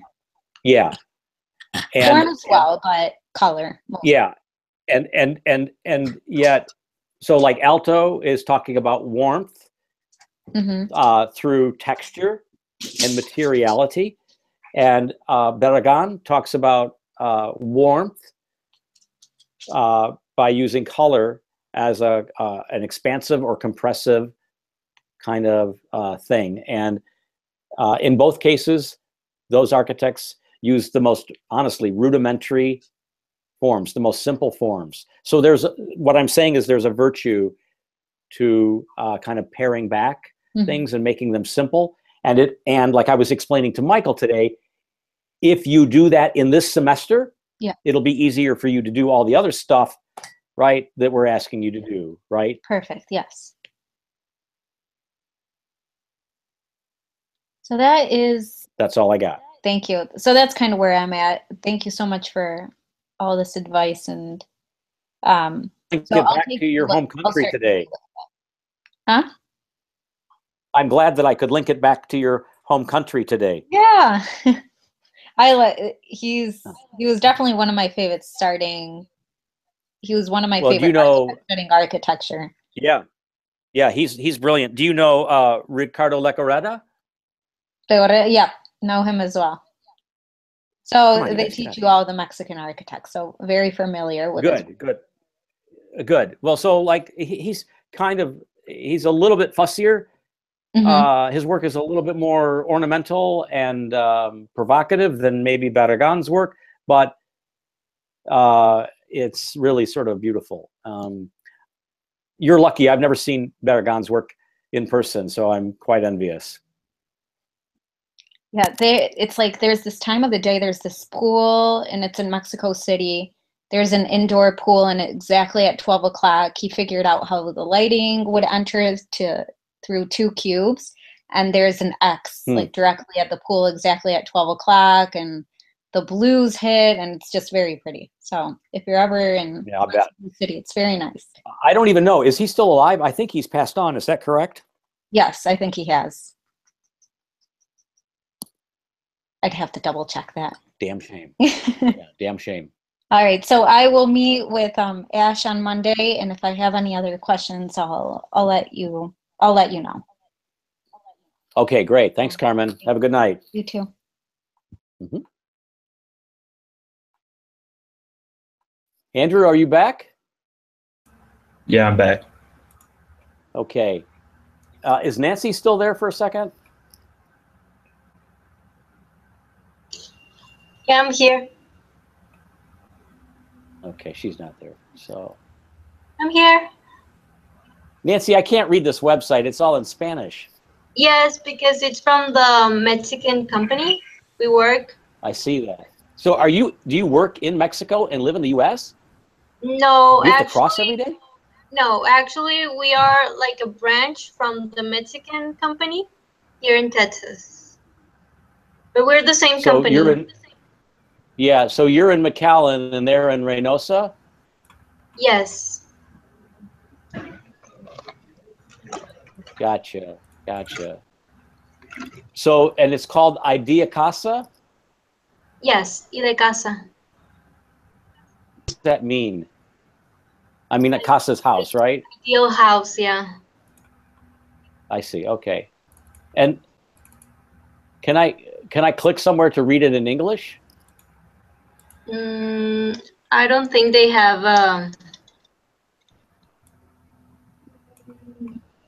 No, I don't think they have that. So you're gonna have to have a session with me and give me a translation. not right now. Okay. Yes. So where do I look? At empresa or fraccionamientos? What is that? Where do I look at the work? Fraccionamientos. You say it better than I do.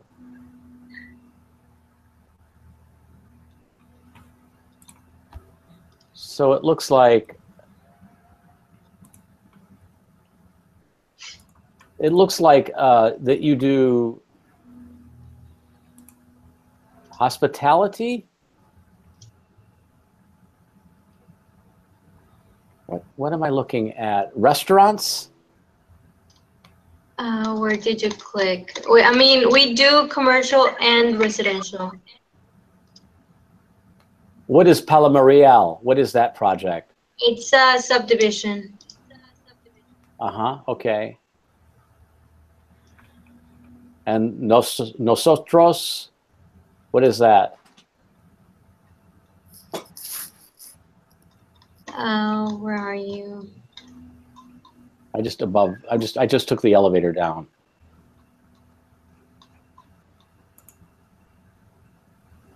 There's Sur de Reynosa, Poniente, nosotros te decíamos como. We tell you how. I'm butchering. I'm butchering your language. So I'm not really able to see projects here, correct? Yeah, actually it has a gallery. For example, if you click I look at Impresa. in Palma Real, if you go the second section, it says models. Oh, okay. Residential, Orense, Sevilla, and then on the bottom, it has like a gallery of each model and So now location. I think.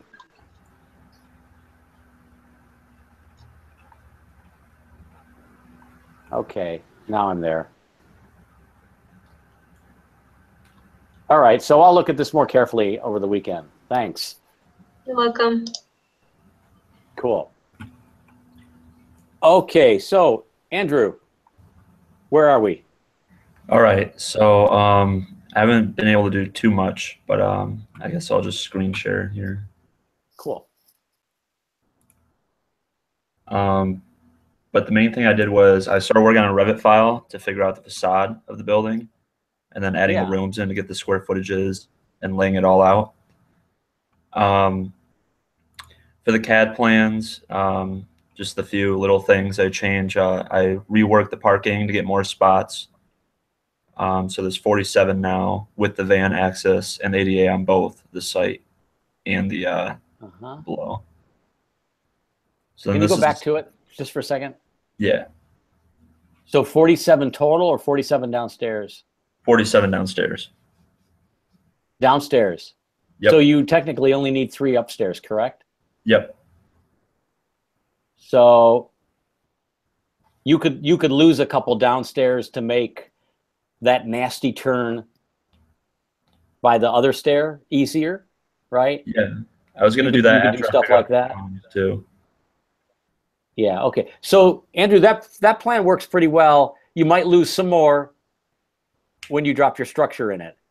Yeah. But you're pretty close. My only concern about so I'm not sure where the elevator is. The elevator near the generator room?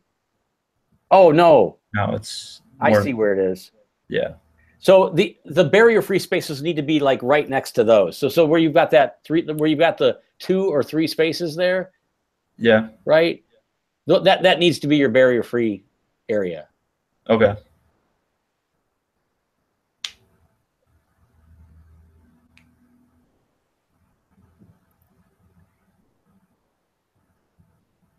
And if you, in the upper right corner, if you extend the line of parking spaces that runs along John R., you might actually get one more space there. And then the hatched rectangle would be more like a hatched square, like you have in the southwest corner. Okay. Right? Yeah. Okay. So you'll have a larger dead corner than what you've illustrated, but I think you'll actually get another car in that. So let's go upstairs. Can you enlarge this just a little bit? Oh, yeah. So I don't think you need as many spaces up here.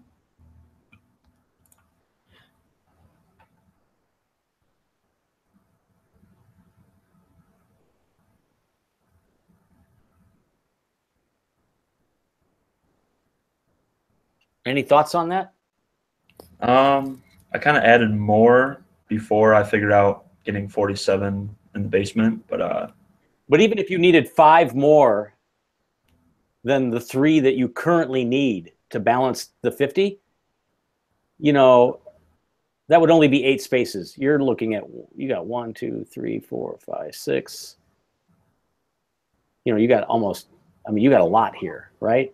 So if you pulled it back, you could extend that open area under the overhang and create a much more sort of interesting overhang area that could be both shaded and open, right? Okay. And I would put the barrier-free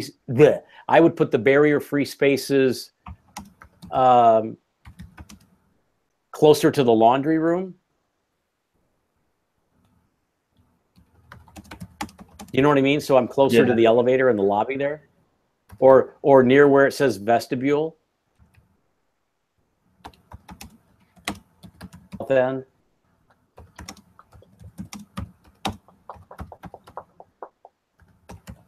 ultimately, Andrew, you may get away with only one row of parking on the and that row would be kind of like that tuck under parking. All right.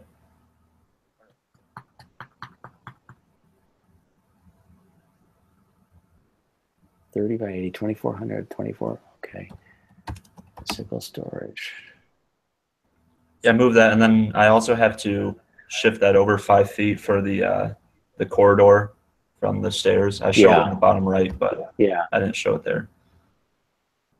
So here's another thing. If you made the stairs 5 feet wider on the ground floor, you could have a corridor once you get to the main floor that leads you out to the street. That's what I was going to have. Yeah. And that will kind of like shrink some of your retail footprint a little bit. Oh, you have that on the south one. I see that. Yeah, and but on the if top you do one, that on shift the bicycle to the left. I have it on the Revit file. I just didn't do it here. I got you. Okay, and make sure the doors swing out. Yeah. At this level. Yeah. Okay, let's go upstairs real quick. So these don't look like they changed too much. Yeah. This, I just changed the room and the hallway, having the dead end corridor. So this didn't change much at all, just that one little detail. Yeah, that's good. Yeah, that looks good. This, I kind of shrunk the rooms down, set it all back instead of having balconies, because this is where the rooms were. So they have a terrace. Yeah, they have a terrace upstairs. Yeah. Good. And then I have that That's leftover cool. space, and I'm not sure what I'm going to do with that yet. Because like the large. What's that? What leftover space is that? Right below the large double room in the top right. Oh, I'm not sure yet. Yeah. Maybe it's a terrace for the large, and Yeah. maybe the single room that's under it, south of it, maybe that becomes another double. Okay. And they both share it.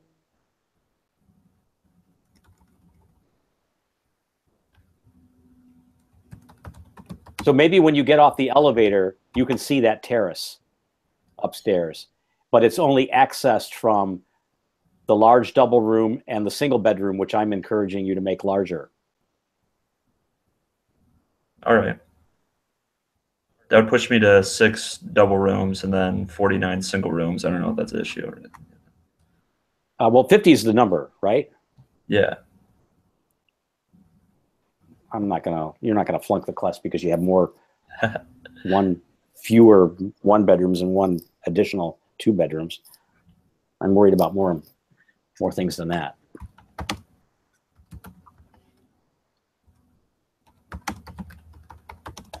Okay. And then I guess the rest is just, I'm going to get it all in Revit so I can start figuring out the structure and the facade. Because I tried to do it in CAD, and I was going nowhere with it. So that's why I decided to move over. Sure. So when I was talking to Josh, I don't know if you were in the room. Did you hear that discussion or no? I heard bits and pieces of it. Well, you can go back and listen to it. But essentially what I said was, if you go to the second floor,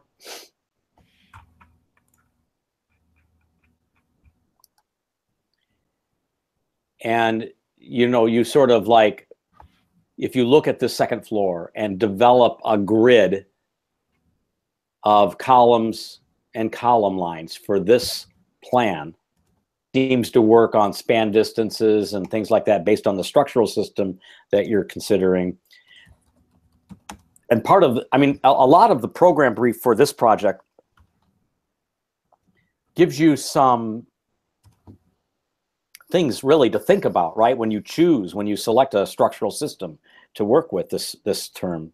So part of part of it was meant to be informative, right? Educational. So so you need to make that selection. But if you lay out a grid of columns and column lines that's particular to this floor, Andrew, then you copy that grid and those columns, and you drop them onto the first floor plan, right? And that tells you a couple of things. That tells you when columns are going to like land in corridors, or whether they land in retail spaces, and if they land in rooms like back of house rooms, or whether they land in the middle of a retail space. You evaluate then, as the architect, whether that's like going to create some heartburn or whether it's okay. So like if a column's in the middle of the elevator, let's just say, or in the middle of the hallway going on downstairs on one, then you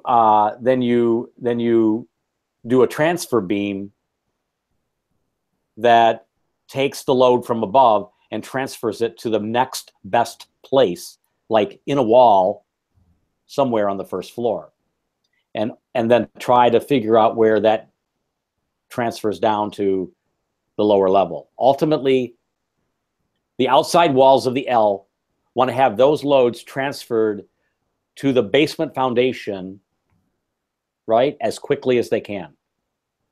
And whether that's through a column or the use of the outside wall as a bearing condition is up to you. But I think that's kind of the strategy that you go through. And that's what I was talking to him about. All right. And so I'm going to give you a little aid. So imagine a ballerina sitting on a beam, sitting on a plank, right?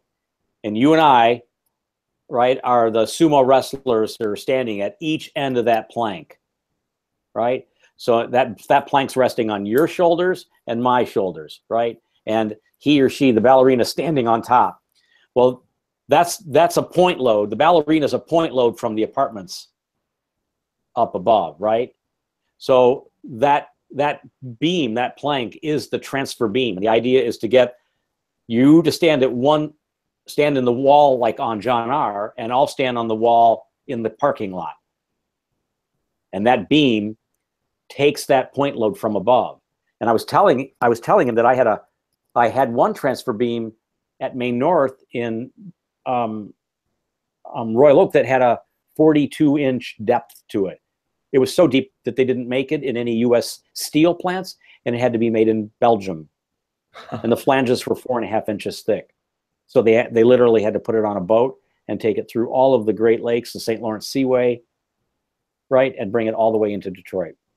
And then drive it on trucks at night. So there would be minimal interference with traffic. That's a big-ass transfer beam. To sort of recognize that the transfer beam is an opportunity to do that in a poured-in-place concrete scenario, in a steel with composite deck scenario, and probably within a post-tension concrete slab scenario. But there's ways to solve it. Okay. Let's go back up to the 5th floor again real quick. I kind of like where this has gone, so I feel good about that. So the not sure yet room could be an outdoor like deck. Yeah. That could be available to both tenants. And that single room to the south of it could be maybe larger. Yeah, just bump it up to 10 feet, which would be that line. I think you have to look at it on the facade. You have to look at that notch on the facade and see if that works. If it doesn't work that way, leave the single room to the south of the open space just the way it is, if that's the way you've been thinking about it. And then L-shaped, not sure yet space, a 2-part space. Make the bulk of it for the large room and make the smaller part of it for the single room. So like having a small room upstairs could actually allow the developer, like Steve Dzinski, to charge more for that apartment because it's got its own terrace. And having those kinds of variables is pretty cool. All right.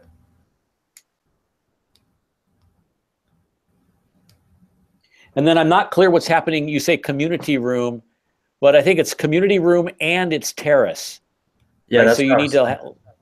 you have to look at like what the configuration of that room is and where it is and where the terrace is. So maybe the terrace is on Alfred. I don't know. You know, you need to look at that.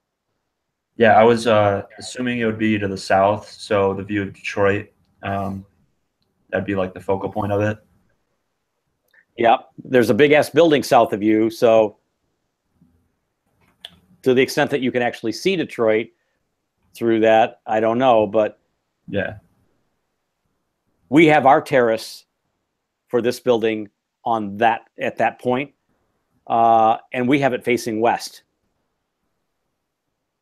because of the sunset and the oblique view of Detroit, for example. Not that that's better, but that's what our client felt like was better. Okay. Very cool. You got a lot done, but you got a long way to go. But I think you can get there. Keep grinding on the Revit model. I didn't tell you you had to do a Revit model, by the way.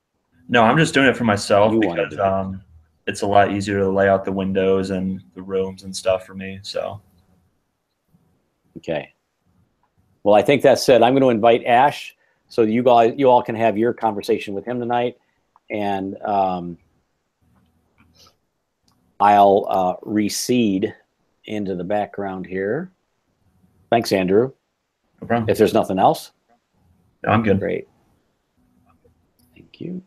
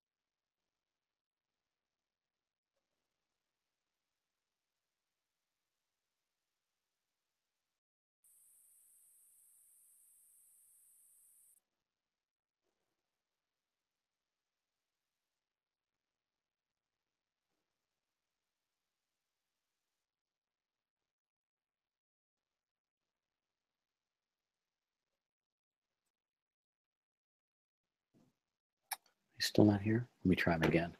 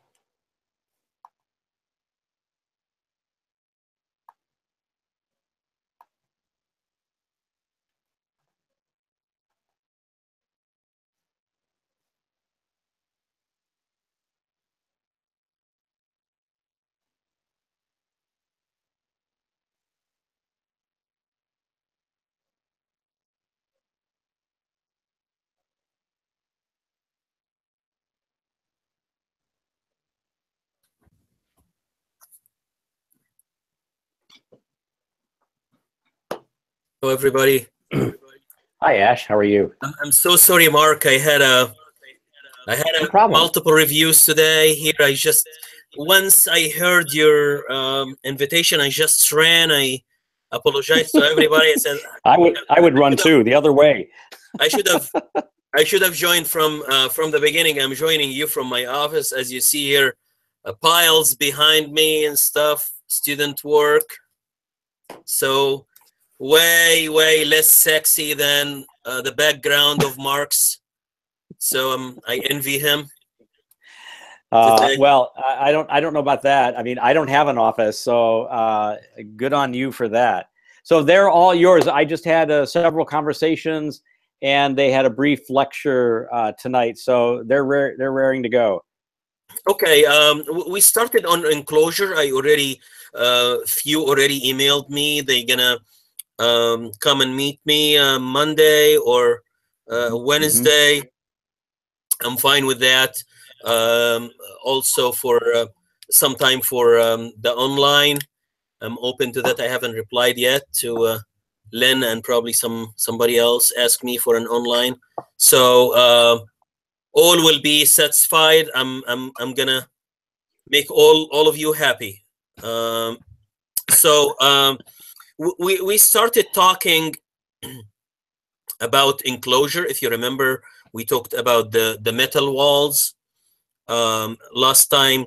I don't need to repeat myself here, show you a couple others on enclosure. I don't promote for the metal, but that's one of the good things to do in addition to regular brick walls, and to match the Brush Park district kind of theme. Today I want to talk about roofing. So we talked about walls, foundations. That's you're not gonna design the foundation, but of course you have upper hand, sort of an upper hand on roofs.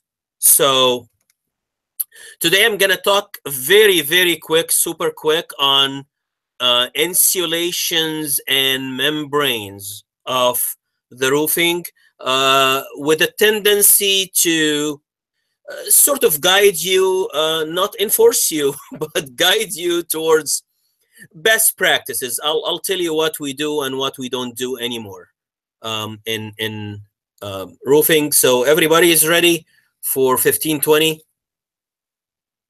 Okay. I'm not gonna be very long. Okay, that's my tendency from now on. So I'll share my screen here with you, and we'll go. Everybody see that? Can I hear yes? Because I turned off yes. Yes. Yes. Okay. Yes. Code requirements, BOCA, ASTM, UL and FM. Factory Mutual is, as you know, it's a sort of a insurance company that insures your roof, and they have some requirements as well that you do. UL, Underwriter Laboratories, they check for fire, both checking for fire. Okay. UL check or test for internal fire. Okay. FM, external and wind uplift. And ASHRAE, as you know, they have all what we are working at under ASHRAE standards 90.1 with its versions. I think we employing 2013 with some provisions right now for commercial applications. IECC 2015. International Energy Conservation Code. So these also sort of controlling some roofing industry. This is our zoning, weather zoning, ASHRAE, weather zoning. And believe it or not, I heard from Janice Means, a professor here in HVAC. She was the ASHRAE president at some point, that this map sort of migrating up a bit by bit here means that we get some sort of global warming here. So we are in zone 5, as you know. So we comply with what's zone 5 is telling us. That's in IECC code 2015 for zone 5. It tells you the amount of insulation that's required for enclosure, both roof and walls. Insulation, so we're going to talk about two parts. That's above the deck. Okay, we can have steel deck or concrete deck or wood deck, of course. Insulations here we have low thermal. I'm not going to read on every single one of them. We have perlite, gypsum. Pay close attention to polyisocyanurate. I would need to see this in your wall sections. You're going to provide me one wall section with possibly 2 or 3 details, and these details have to be annotated. So you're telling me what goes in your building. So high density polyisocyanurate. We have the expanded polystyrene, your coffee cup. This is good, very sustainable. I have a paper on it that it saves 10% of or 11% of the environmental impacts. It doesn't have longevity though. It breaks easily, so it doesn't have. It shouldn't have a lot of abuse on the roof. It goes, of course, thicker. That's around R4. 3.5, 4 per inch. Extruded polystyrene, that's a very good one too, XPS. And again, the isocyanurate foam. These are the insulation. As you see here, polyiso is taking over the industry. Why? It has the highest R per inch, highest R per inch, 6. Some foam is 6.5 or nearly 7. You have perlite, you have XPS, as you see, EPS, which is the expanded composites, and others. So this is your deck, okay? Steel decking for people who will build with the steel. Again, choice of construction is yours. So as you see here, these mechanically fastened, these fasteners are mechanically fastened into the deck. That's one requirements of Factory Mutual in order to approve this roof. So you have to mechanically fasten your insulation layer to the decking, and of course you can go for more than one layer, of course. On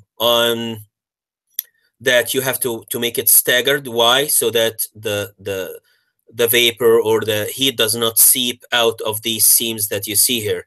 So we highly prefer that this be staggered. Yeah, here ideally 2 layers of insulation. Hopefully this glue is not flammable. I hope so. Tapered insulation, some of the steel structure, you will see some slope in the deck towards sometimes the middle of the building, where you have this column, rainwater column that drains the rainwater into these gutters that we put in the roof. If the roof is flat, we have to go with a tapered insulation to make this slope. Slope requirements for the roof is 1/4 inch per foot, 1/4 inch per foot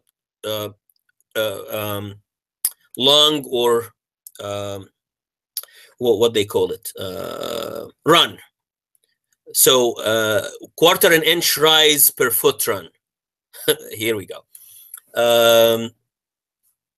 So otherwise it will pull like this, make bonding, and yeah, I think I have some funny stuff here. Let's see this. Let's turn this into So you will end up with something like this. Hopefully no sharks. So this happens when you don't have slope in your roof. This is simply tapered insulation, how it is arranged with, as you see here, the regular module. So that's probably a third layer here, whatever. And see, it's all tapered into the gutter to drain the water. These are diamonds. They call it diamonds, like a diamond, which ladies wear. Very expensive. Not very expensive here though. However, this fall in between two rain gutters here, and the slope is double, so that's ½ an inch for a foot run. Why? So that if you have the same quarter here on these areas, so you have a standstill water here. Absolutely. So we tend to slope this even more at ½ an inch for a foot run, just to help kind of tilt more towards this line in between the two gutters, so we can get rid of the water very easily. This is a nice look from above. As you see here, these are the crickets where my arrow goes. These are the crickets, and this is the kind of a hypotenuse for this diamond in between.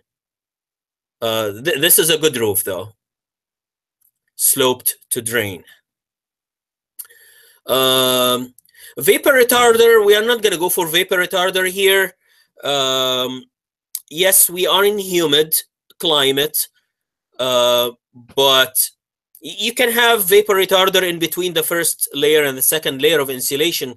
But unless you have a natatorium or a swimming pool inside, we really don't recommend to have vapor barrier. Just leave things to, you know, dry to outside by itself. Membrane, so we talked about insulation. Okay, membrane, what goes above the insulation. And this is sort of a Michigan oriented, guys. Okay, so Michigan oriented presentation. So we have single ply, we have modified bitumen, and we have, of course, built up roofing, which is well, good roof, but takes a lot of labor.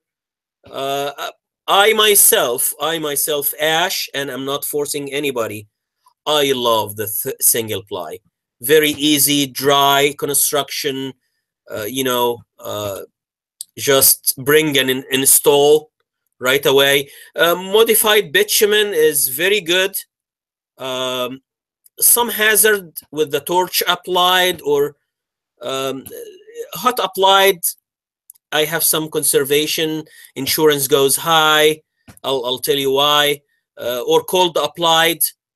Self-adhered is like a peel and stick kind of thing.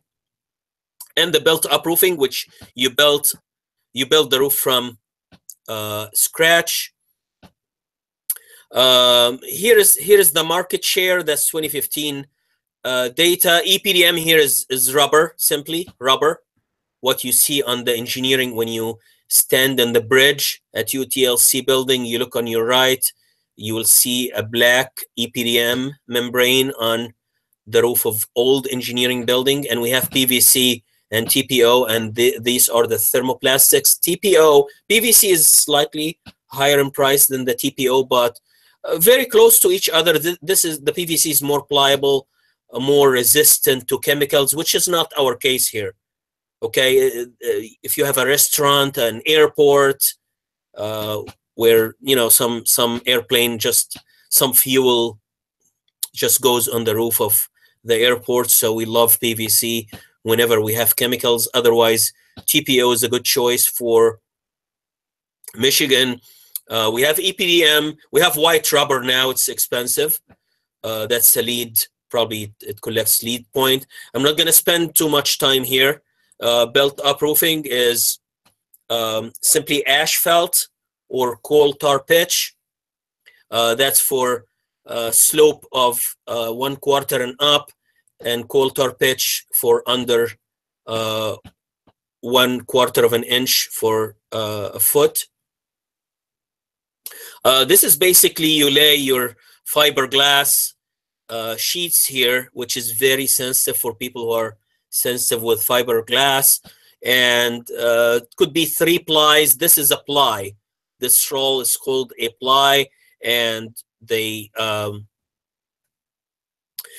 put an overlap here. So 4 ply, I think you look at, I'm not sure how many foot you look at to determine how many plies. It's usually 4 plies or so. And then they fill these pores of fiberglass with bitumen. So this is how it looked like after it is finished, the plies, and then this kind of buggy gravel surfacing.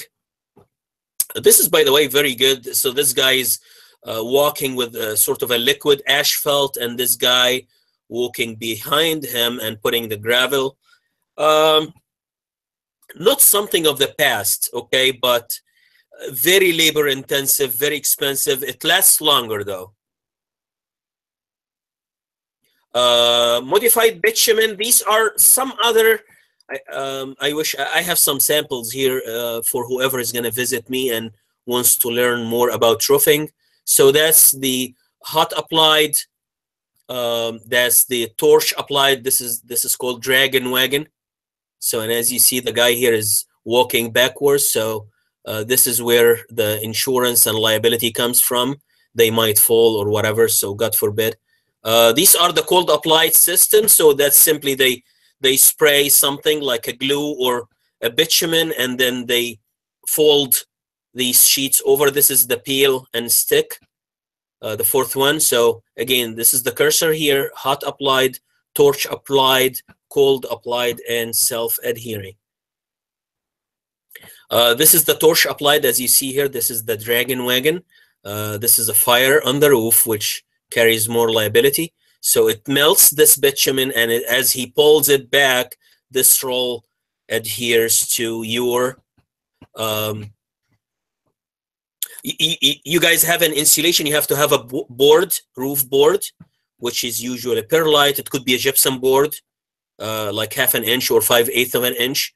Why? It protects your insulation if you are going with, you know, single ply or any of these systems. More on it. This is the mopped one, which is hot. This is hot applied.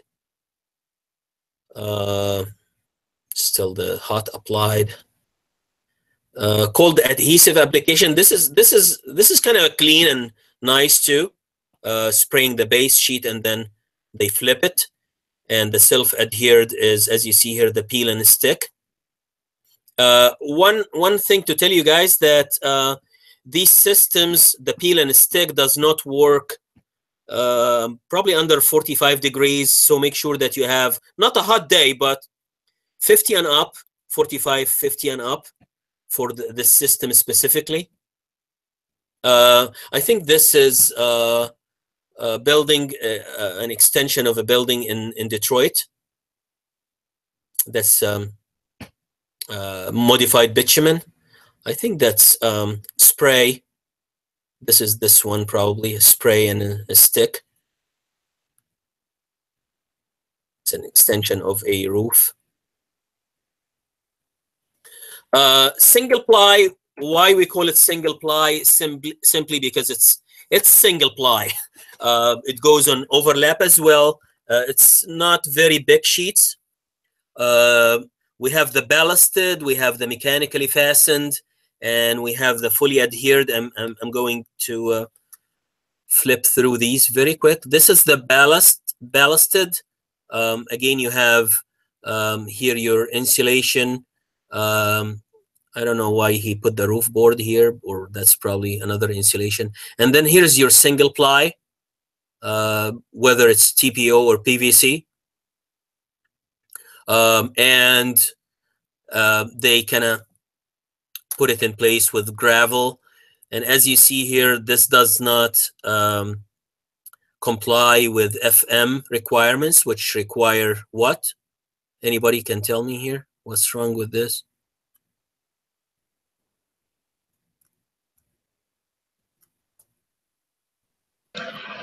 There's no fastening? Thank you. Who's that? I can see. Lynn. Lynn, thank you, Lynn. Yes, there is no fasteners. So FM that will not approve this system here. Thank you, Lynn. Not bad though. I hate any gravel on the roof, just in case you have a very strong wind. I really don't want my car to be hurt by some of these gravels if I park next to this roof. So I got a stupid guy who, or lady, I don't know, I'm so sorry. I got hit, scratched, my Lexus got scratched, and I got a heart attack because the insurance cover it, but I'm sure that they're not gonna have matching colors as usual, so I just fixed it myself. So I don't want my Lexus to stay underneath one of these sloppy systems here.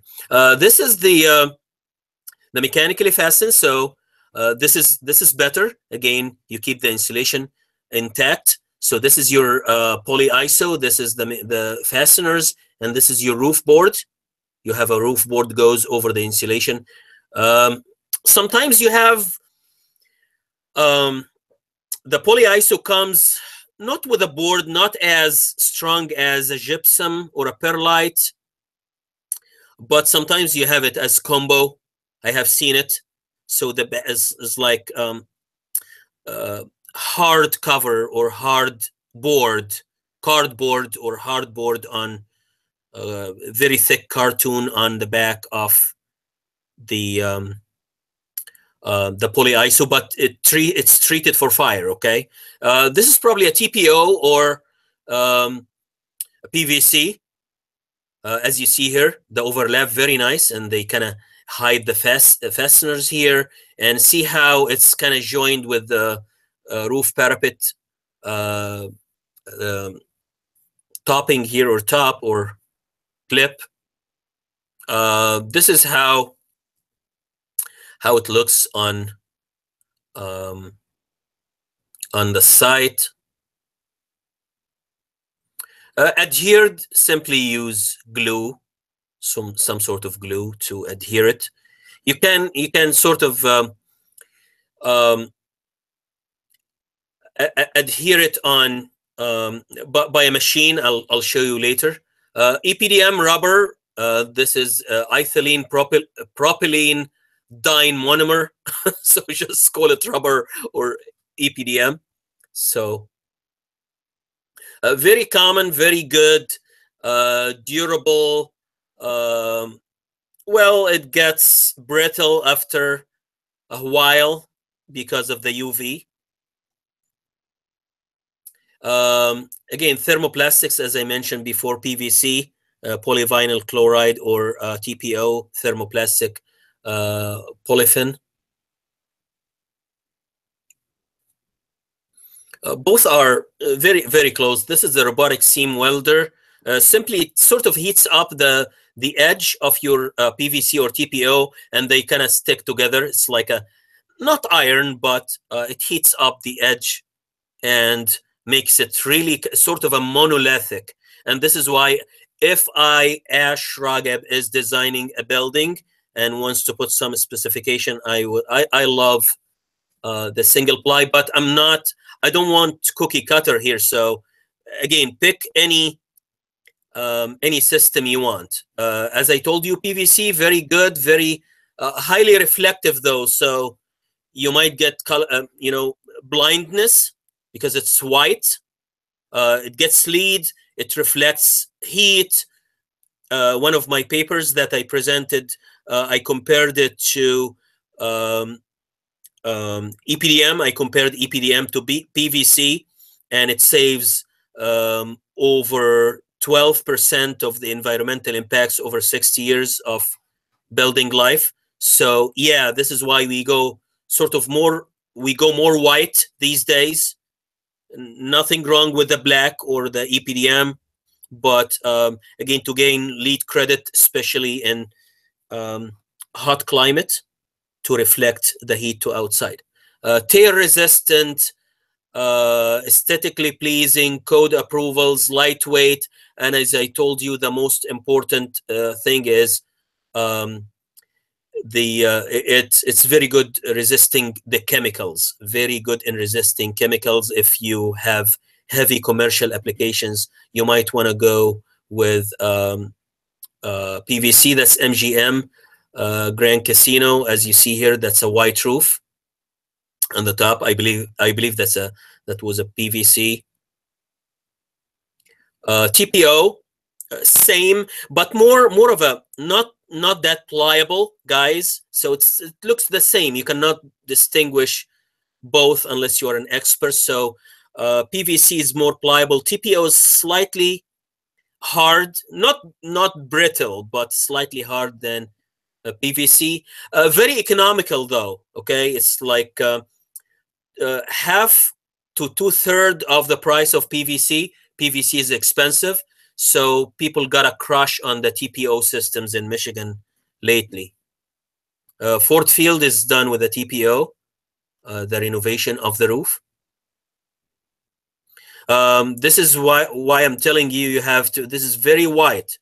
You're gonna get blind if you are an owner rep or a contractor rep in the future. Please don't go on any of these roofs without sunglasses. This is a probably, I believe that's an restaurant with the fumes and stuff. If you use EPDM, you will end up with this mess. That's an EPDM. So, okay.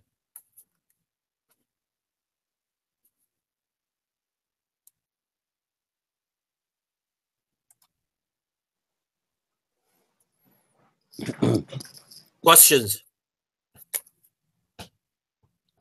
So that concludes our enclosure. So we talked about. We have more. I have more. Sort of a 3D. I don't want to lecture you guys too much. I want to make it fruitful, but at the same time give you the cream of the cream, the summary, so I don't confuse you. This is why we are in a design studio, not a technical class. This is why I want to reduce the technical dose at my best ability. So that's conclude our enclosure. So we're gonna talk next time about HVAC, simply water-based system versus air-based systems versus air and water systems. Next time. Questions? Ash, I have a question. Lynn. That's Lynn. Do you have any like green roofing systems that you sort of, I guess, would prefer or find interesting? I think a lot of us are looking at doing green roof components with our structures. I have a few very nice slides to provide you guys. I'll write it down so that I can post it on the Blackboard. Thank you. I will. Thank you. I will. Everybody's thinking of green roof systems?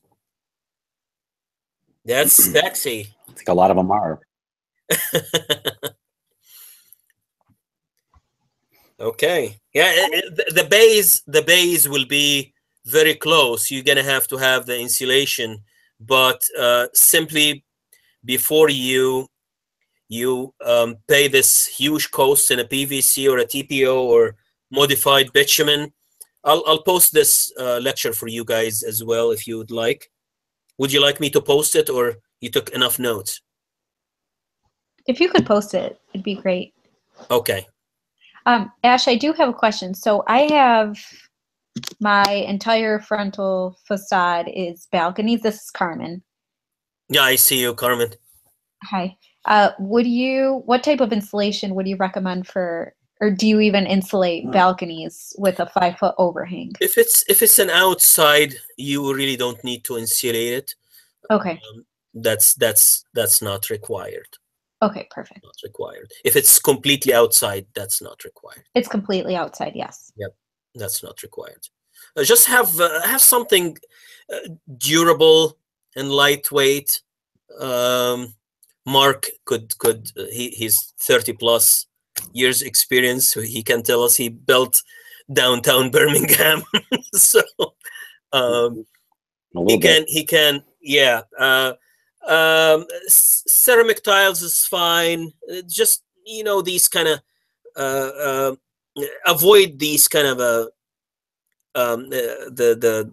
what they call it, vinyls.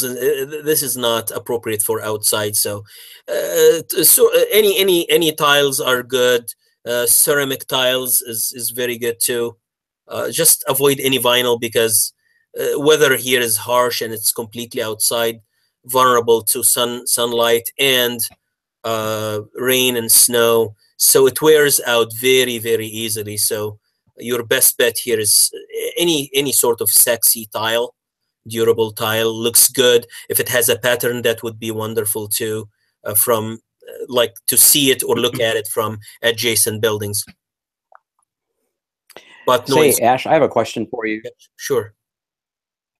Maybe you can talk a little bit about how insulation contributes to our value of a roof, and how one goes about processing or specifying an appropriate insulative material for buildings like the ones they're designing for.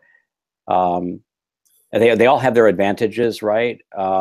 Some of them are lightweight, like the EPS or the polyisocyanurate. Some of them are hydrophobic, like the EPS. The polyiso is maybe a little less sort of water resistant. How do you go about making like the right choices for the roof insulation? Okay, thank you, Mark. The right choice, first of all, you look at your roof. Okay, if your roof is accessible, this means that it will have wear and tear. Wow. It has to take abuse. Okay, so I would say the EPS is less and less. As I told you, I love it as a sustainable guy. I did some research on it. It's not durable, especially if you're going to use your roof. You end up covering this insulation with a roof board anyway. Right. Okay. I'm sorry? Which adds more cost. Yeah. Right, which adds more cost. More cost, but it protects your insulation. So you cannot just, if I have some samples here, just give me a second. Sure.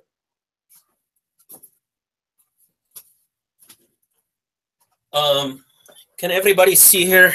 I'll try. Right. The lighting is not as good here. This is your EPS. This is your coffee cup. It does have like a glossy kind of aluminum. This could go on your wall as well in a southern climate. This reflects heat. So this is your coffee cup. This is designed for a roof. This is 1 inch, I think, of this sample, and it does have, oh my goodness, I hope the R is here per inch. It's 4 plus, okay. 4 plus, 4.5, something like that. So that's your EPS, expanded polystyrene. This is your extruded polystyrene. I'm gonna try to. It's kind of glossy in the light. Okay. This is and that's like a Dow product. Yeah. If I'm not mistaken, that has a little bit more compressive. Yeah. Sort of resistivity. It's not so friable like the EPS. This is the way a coffee cup. You can pick at a coffee cup and it breaks apart. This is a little less friable. Yeah, yeah. You cannot. It's hard. This actually takes like live loads, like technicians and people walking on the roof. Well, Mark, a lot better than the EPS. Of course, a lot better, but still, But I not can. perfect. If I push hard, you can see my fingerprints. Yeah. Here, see my fingerprints. So this may still need a protection board. Yes. Or you specify the sort of high density roof board for applications where the roof is, programmed for more intense use rather than passive use, I guess. Yes. So this is a factor. Again, if you thank you, Mark, for doing that, because I'm gonna make this connection between your wall section, okay, and your roof plan. So I'm gonna look. Oh my God, Nancy here is using her roof. However, she puts sort of let's say EPS, expanded polystyrene. Oh my God! So I'll see if she has a protection for her roof or not, and then I'll decide her grade, whether to pass or fail. This is life or death, guys. This is like when you specify something. Yeah, it goes to the more experienced person. It has to pass by director of design, but you have to make the right decision from the beginning. Which is why I ask, right? Okay, this is polyiso. This is the everybody's got a crush on this. Is a yellowish. I'm not sure you can see it here, and it does have, as I told you, sort of a protection, as Mark said here, like sort of a thick cartoon, or not cartoon, but hard board. It's Oreo. wrapped in poly here. This is why it's glossy. See, it's wrapped in poly, but the foam is kind of pliable here. You can not punch it, but your finger can go through it. This is R7 ash. 6, but you can go. Some of them can go more than like 6.5 now. These are old samples, so it could reach to 6.5 and 7 now. This is the polyisocyanates. This is the caddies of the. Everybody got a crush on this one. Why? Because it has the highest R value per inch. That's it.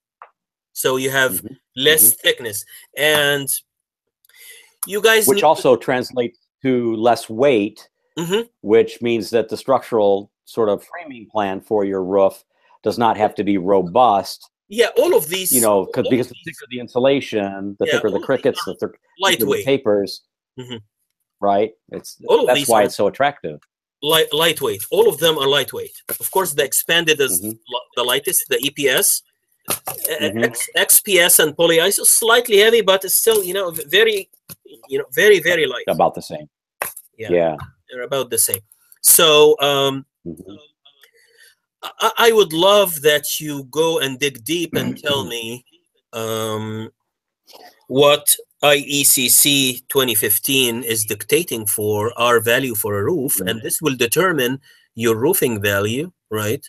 How thick, how many inches of this will you will be using, and this has to reflect on your roof section or wall section, the connection between your roof and wall, right? So, Ash, can you tell us a little bit about what a design value for the roof should be? Can you talk a little bit about how we should approach that? Say that again, Mark. What the design? Can you talk a little bit about how the R value of the roof should be designed and how we should approach that? Is the roof like an R30 assembly, R45 assembly? What is ASHRAE saying? There is code, and there is ASHRAE. So ASHRAE recommendation for roof in Michigan in Zone 5 is R49, which, oh my goodness, that's too much. That's a big boy. That's big boy. Nobody is complying with this. Everybody will go either by 90.1 for commercial applications, again 2013 version, currently applied to Michigan, or IEC. Which says what? I don't have it in the top of my head, Mark, but it's okay. 30. I'll tell That's you. That's what I thought. It's 30 some. Right. Probably 38. So I think it's important for the students to understand the differences, what's happening in the ideal versus what's happening through ASHRAE. Yeah, which means that you're gonna use at least 4 inches of this one. Probably 2 layers. We prefer 2 layers. 2 inches. This is right. This is 1.5 inches, probably. Yep. Right. So maybe even 3 layers of that, plus additional layers to promote drainage. Tapered. It depends. Again, if you can make slopes to your slab or decking, fine, we can do that. Or as Mark said, you just build the roof flat and then you use the tapered version of this, as you saw from the presentation. The third layer of this insulation will be tapered. It's so 30 some. I'll provide you with the. But you should go and dig deep and tell me, Ash, I found IECC for residential is telling that ASHRAE 90.1 2013 version is telling me that. It's all on Michigan, State of Michigan website. This is what I used to do for my AE studios. We go to Louisiana, for example. We get Louisiana code, which code they follow. And we'll look at zone, whatever, Louisiana zone 2, look at zone 5, and it will tell us what's the insulation value for your roofing. The last thing I'd say is that, in any commercial building, like an office building or a retail building, you guys, I would, where the roof was only used for the configuration of like rooftop units, where you didn't have like a patio or a terrace for public or accessory use, I would slope the structural steel in the roof plane to promote drainage, so that I could always go with the minimal thickness that ASHRAE required for the roof insulation. So drainage was accomplished by the profile, of the steel. But in your buildings, where the top floor, where the roof plane is likely to have a community space with a terrace, the ability to slope or profile the steel, whatever deck you have for the ability to profile it to promote drainage may be inhibited. So the additional layers of insulation above the maybe 4-inch minimum needs to be contemplated, needs to be captured in your wall section, because your wall section is going to happen not only at the ground floor and the wall at the sidewalk, and not only at like an interstitial moment where you might have a window, but it's also going to be cut right at the parapet where the roof meets the exterior wall. So you're going to need to like think a little bit about that roof deck from that perspective, I think. Can you, Ash? Can you recycle? Can you recycle polyisosanuret if you replace the roof the way that you can XPS? It's less recyclable, Mark. You know that you can recycle the EPS into some sort of an insulation as well, because it's your coffee cup. It's way less recyclable.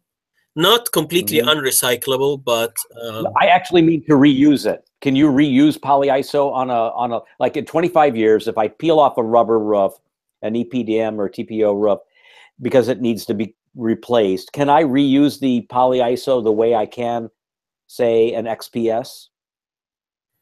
I would say no. It's probably not. Okay, probably not. Good point. Yeah. And a roof should last how long, do you think, Ash? What should we write a roof warranty for? 25 years? 25 years. That's the okay. That's the, you know, kind of normal. It depends on the weather. This is kind of important. So you guys might Should run into last more than developers, 20. right? Yeah, you might run into a developer who says, I only need a roof for 15 years, right? And because that's all I want to afford for a roof, right? For the cost, the line item cost of a roof.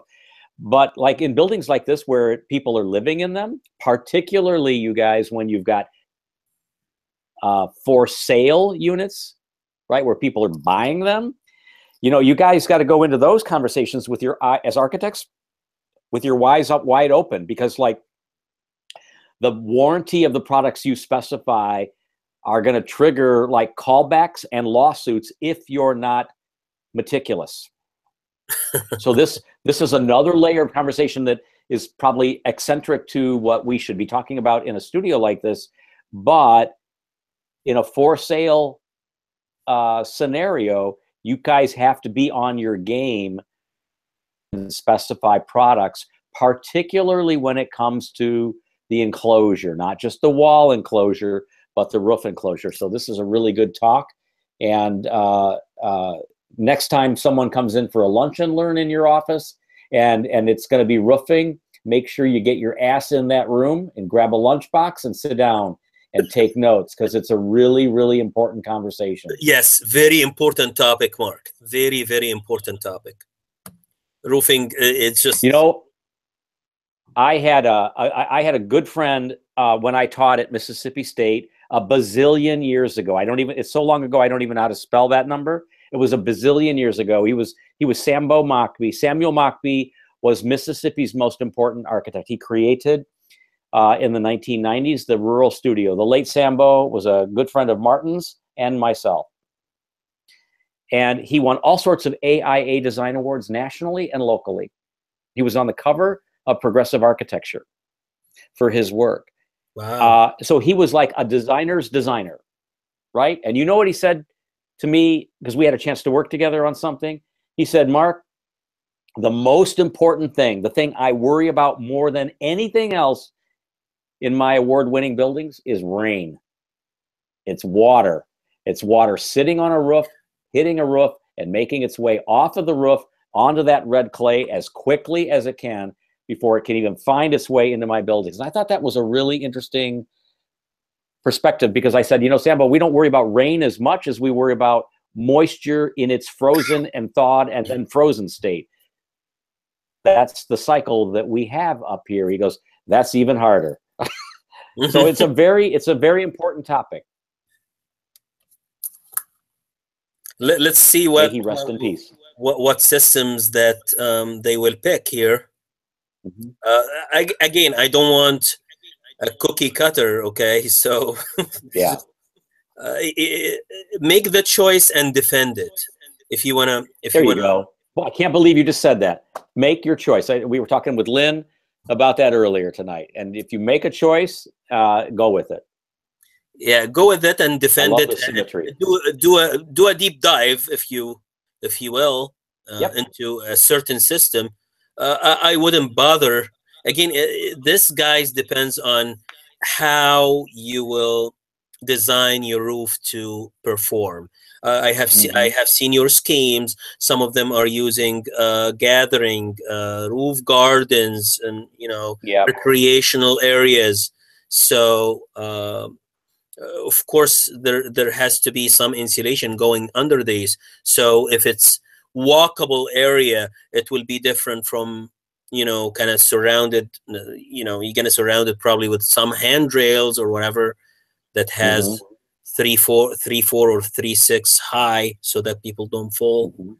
And it's going to be different from unwalkable areas of the roof as well. If somebody wants to do a skylight or so, it depends. Your choice of the system depends on your design as well.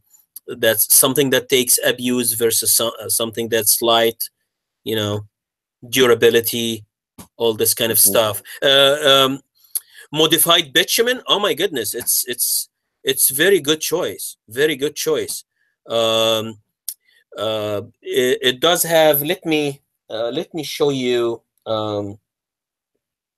some few samples because I lean more towards the single ply here, but I do have something for you to talk about. Just give me a sec.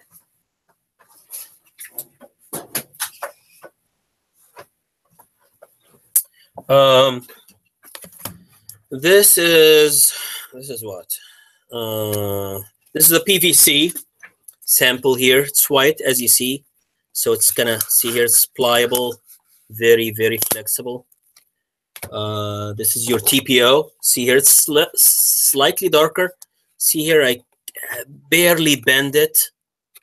Still nice thermoplastics, cheaper, but you kind of bend it hard. This is your rubber EPDM. Just trying to put it into the light here so everybody can see it. Mm-hmm. And this is I'm not gonna play with fiberglass felt. This is it might be sensitive to fiberglass here. So this is your felt that goes. If I put it against the light, you will see some light coming through here. I want to get to the modified bitumen. Give me a sec here. These are sexy, but they have the granules on the top, as you know, that you have to have for modified bitumen, guys. You do have to.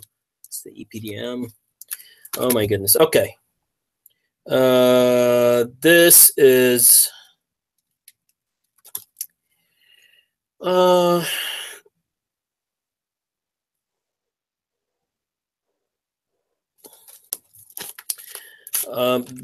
this is the cover. I'm not sure. It does have the granules. This is the modified bitumen, one of the modified bitumen samples here.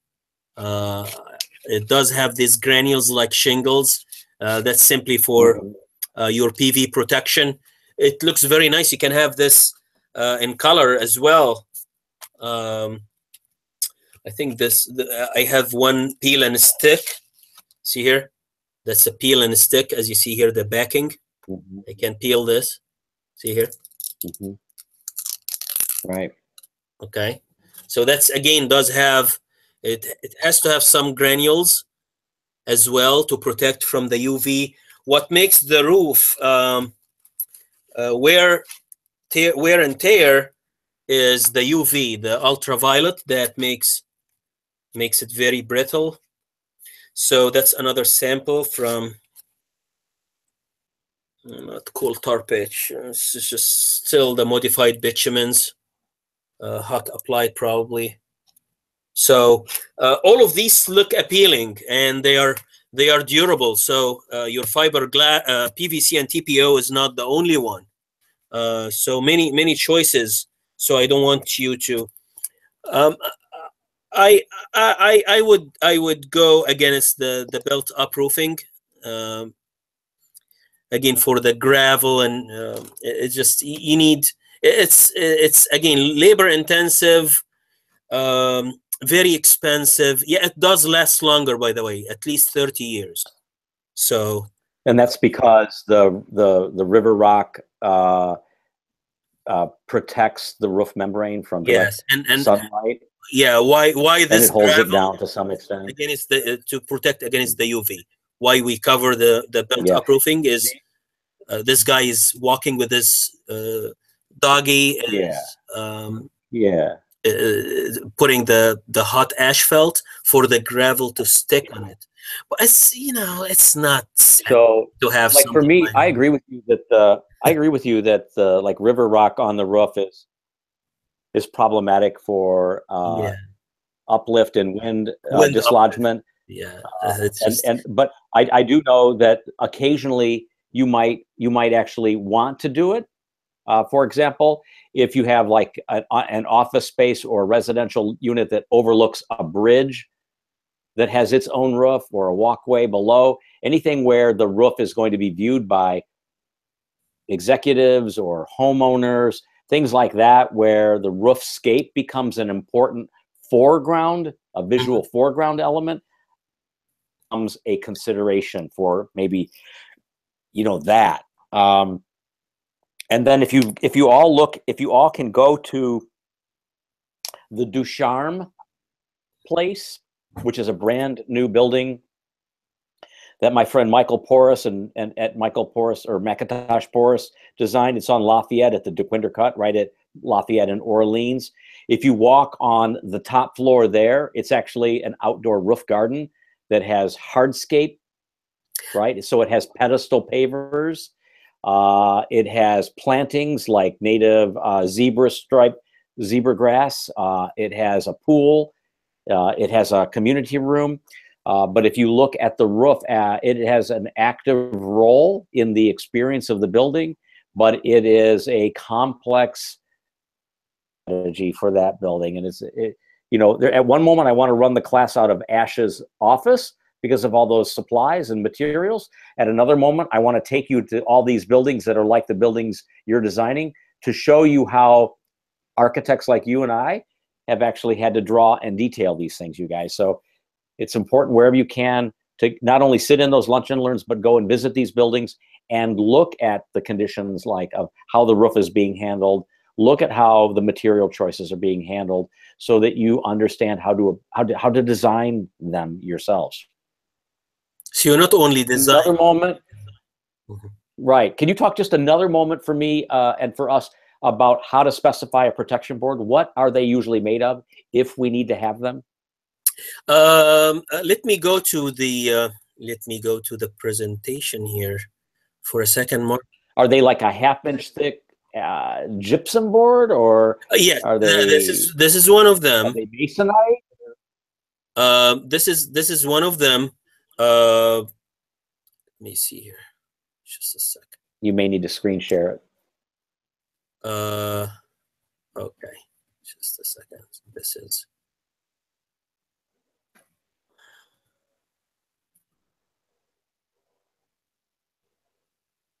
Where's the screen share here?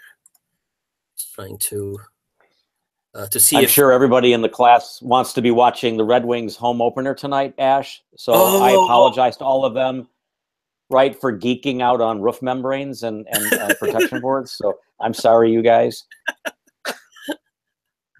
Oh my God! Let me see. I think this is, by the way, guys. This is a wood deck. These are very popular in California. Okay. So this is like sheet plywood. Yes. So this is very popular in California. Not here. Not here. Let me see if I do have mark something on the boards.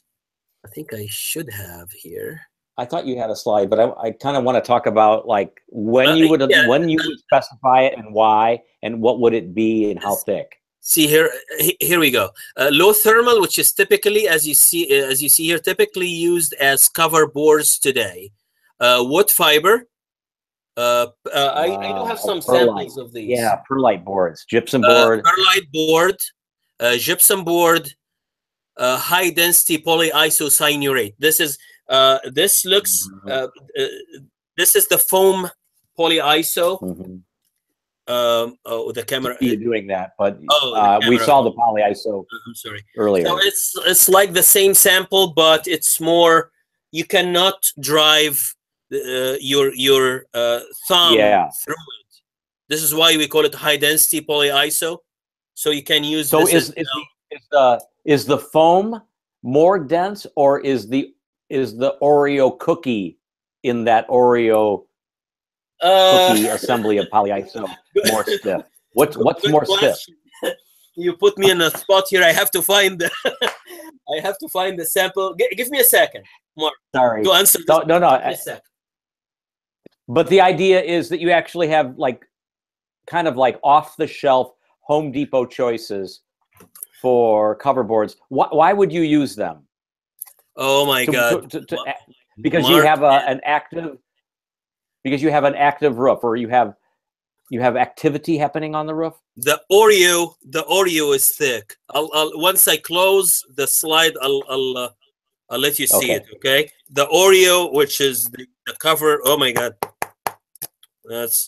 So again, wood fiber, perlite, gypsum, and high density polyiso. Got it? So I'll stop the sharing here. Yeah. So okay. So this is how it looked like. Thank you, Mark, for kind of cornering me here. But please ask any question you want. Please, I'm ready. I'm well prepared. Okay. This is at least how I make up for my PhD. This is like to let everybody understand. So yeah, Mark was asking, was it ash? Was it this thickness here? Yeah. This thickness here, the foam inside between these two sandwiches, or just this? I'm sorry, that's the back. Yeah. Or just the and so this is actually pretty thin. This is only like 3/8 of an inch. Oh my, yeah. You are right. How you caught that? It's very thin. So well, I looked at it. So yeah. So and does that have an insulative value too? It does. It does. So like if you have a protection board, if your budget afforded it, and you specified it on top of like the 4 inches of insulation, when you compute right the R and U value of your roof assembly as a total thing, right, that contributes to this you achieving the R value that you need in an overall way. This is R half, probably half. Yeah. So yeah, you can't ignore that. 0.5, of course. 0.5 or near 1. 0.5, I would say, not 1. Well, let me see. If 1 inch gives you 6 or 7. 6 or 7, yes. Divide this by 8, and then let's say the quarter of this is 1. Yeah, this is more than 1. This is more than 1. Yeah, so I'll take it. Right, 1.5 or so. If I need it, I'm going to use it for its our value benefit, right? Yeah, so because that's another consideration. Polyiso, yeah. No, it's all good stuff. It's all good stuff. Yeah, so a total geek out on the roof presentation tonight. Sorry. Do we have anything else to go over, Ash? No, thank you. I'm waiting for any questions, any tough questions like Mark's. He's asking me all the tough questions today. No, I'm asking them because these are questions that we, thanks, Courtney, because we like talk about this stuff, in the office, and it gets to be kind of, engaging and interesting. And and then when these guys come in with his lunch and learns, we kind of tear them apart. We're merciless on them. Like I've been with you tonight, Ash, but it's actually really good stuff. Mark, no. Please ask. You ask any question you want. Okay. So good. So then the other thing is, Ash, I've released the next assignment, right? Module 4 or 3 project benchmark 2. So that's out on the street. They have that. They got that yesterday, as you may know, and they're now focusing and trying to focus on building enclosure, right, structural systems, and HVAC slash ability, along with the nagging, ongoing sort of responsibility to deal with life safety and accessibility. So the next month, I think your role, Ash, will be more involved, right? Because your expertise is clearly in this stuff, not mine, and not my expertise. So I think I love the idea that they're like engaging you in desk crits and signing up for sessions. So yeah, I was impressed today. Everybody wants to meet me. Yep. So they're done with me now. I became a rock star like you. That I passed the microphone over to you. You're going to do the guitar solo now, Rad, okay? Okay. So any more questions, guys? And Courtney want to watch the Red Wings, so we'd better let them all go. Please, okay. Thank you so much. Please let me know if you need a meeting. I'll reply to whoever sent me soon. I was very busy today. I'm sorry, Lynn, I couldn't reply. I think some other I think I replied to Carmen. Whoever wants to stop by, I saw Courtney today, and I said hi. So if you want to stop by anytime, I'm here. If you want to set a meeting via Google Hangouts, let me know. I'm mostly available Fridays for these Google Hangouts, okay? Almost anytime. So for you, Len, I can start from tomorrow. If it doesn't match, you probably will pick another day for from next week after 1 or 2, or we go for another for next Friday, not tomorrow, the one after, if tomorrow doesn't work. But I can devote few minutes tomorrow, like half hour or so, for disc crits via Hangouts, if you guys would like me to do so. Friday is my only sort of a free day. I don't have any class on campus, so that's my research day. So next Friday, not this one, right? Not tomorrow? Sorry, yeah, not tomorrow, but next Friday. Okay. If there is the reason is that I'm busy with you guys Tuesdays and Thursdays, and on Wednesdays, yes, I'm available on every other Wednesday. I'm available because I teach a class online on Wednesday. So we'll work out something, Len. Probably even earlier than that. I wanna meet you earlier than that. So I'll check my schedule, and you send me your availability. I'll make an intersection Venn diagram and see where our common time is, and I'll reply back very quick. I was just very busy today till Mark sent me this invitation. I was upstairs in the AE crit, and I have the on-ground version before from 1, so I was very busy. I couldn't reply to anybody who started emailing me from 11 a.m. today. So I'm just gonna start replying now or tomorrow morning. So Josh, I think Josh and Eric probably gonna stop by either Monday or Wednesday. I'm fine, Josh, at 4 on Monday or Wednesday, any time, but just let me know. So Monday works well too. Okay, that'll be Monday probably. Monday, okay. Yep. I love the earlier the better, so that we can settle down on anything. If there is any corrections, we'll go ahead, and the earlier the better, usually in determining the structure systems and the enclosure, so that we can correct ourselves, kind of steer, right or left, or do the proper corrections. Sure. Cool. Anybody else? Well, thank you, Ash. Thank you, guys. Anyone else want to speak to Ash? Yeah. Okay. Thanks a lot. We'll see you all next week. I'm home this weekend. If you have anything you need to send or talk about, I'm available. So I'll look forward to hearing from you if that's the case. Otherwise, see you next week. Thanks. Thank you. Bye. Bye. Bye, everyone.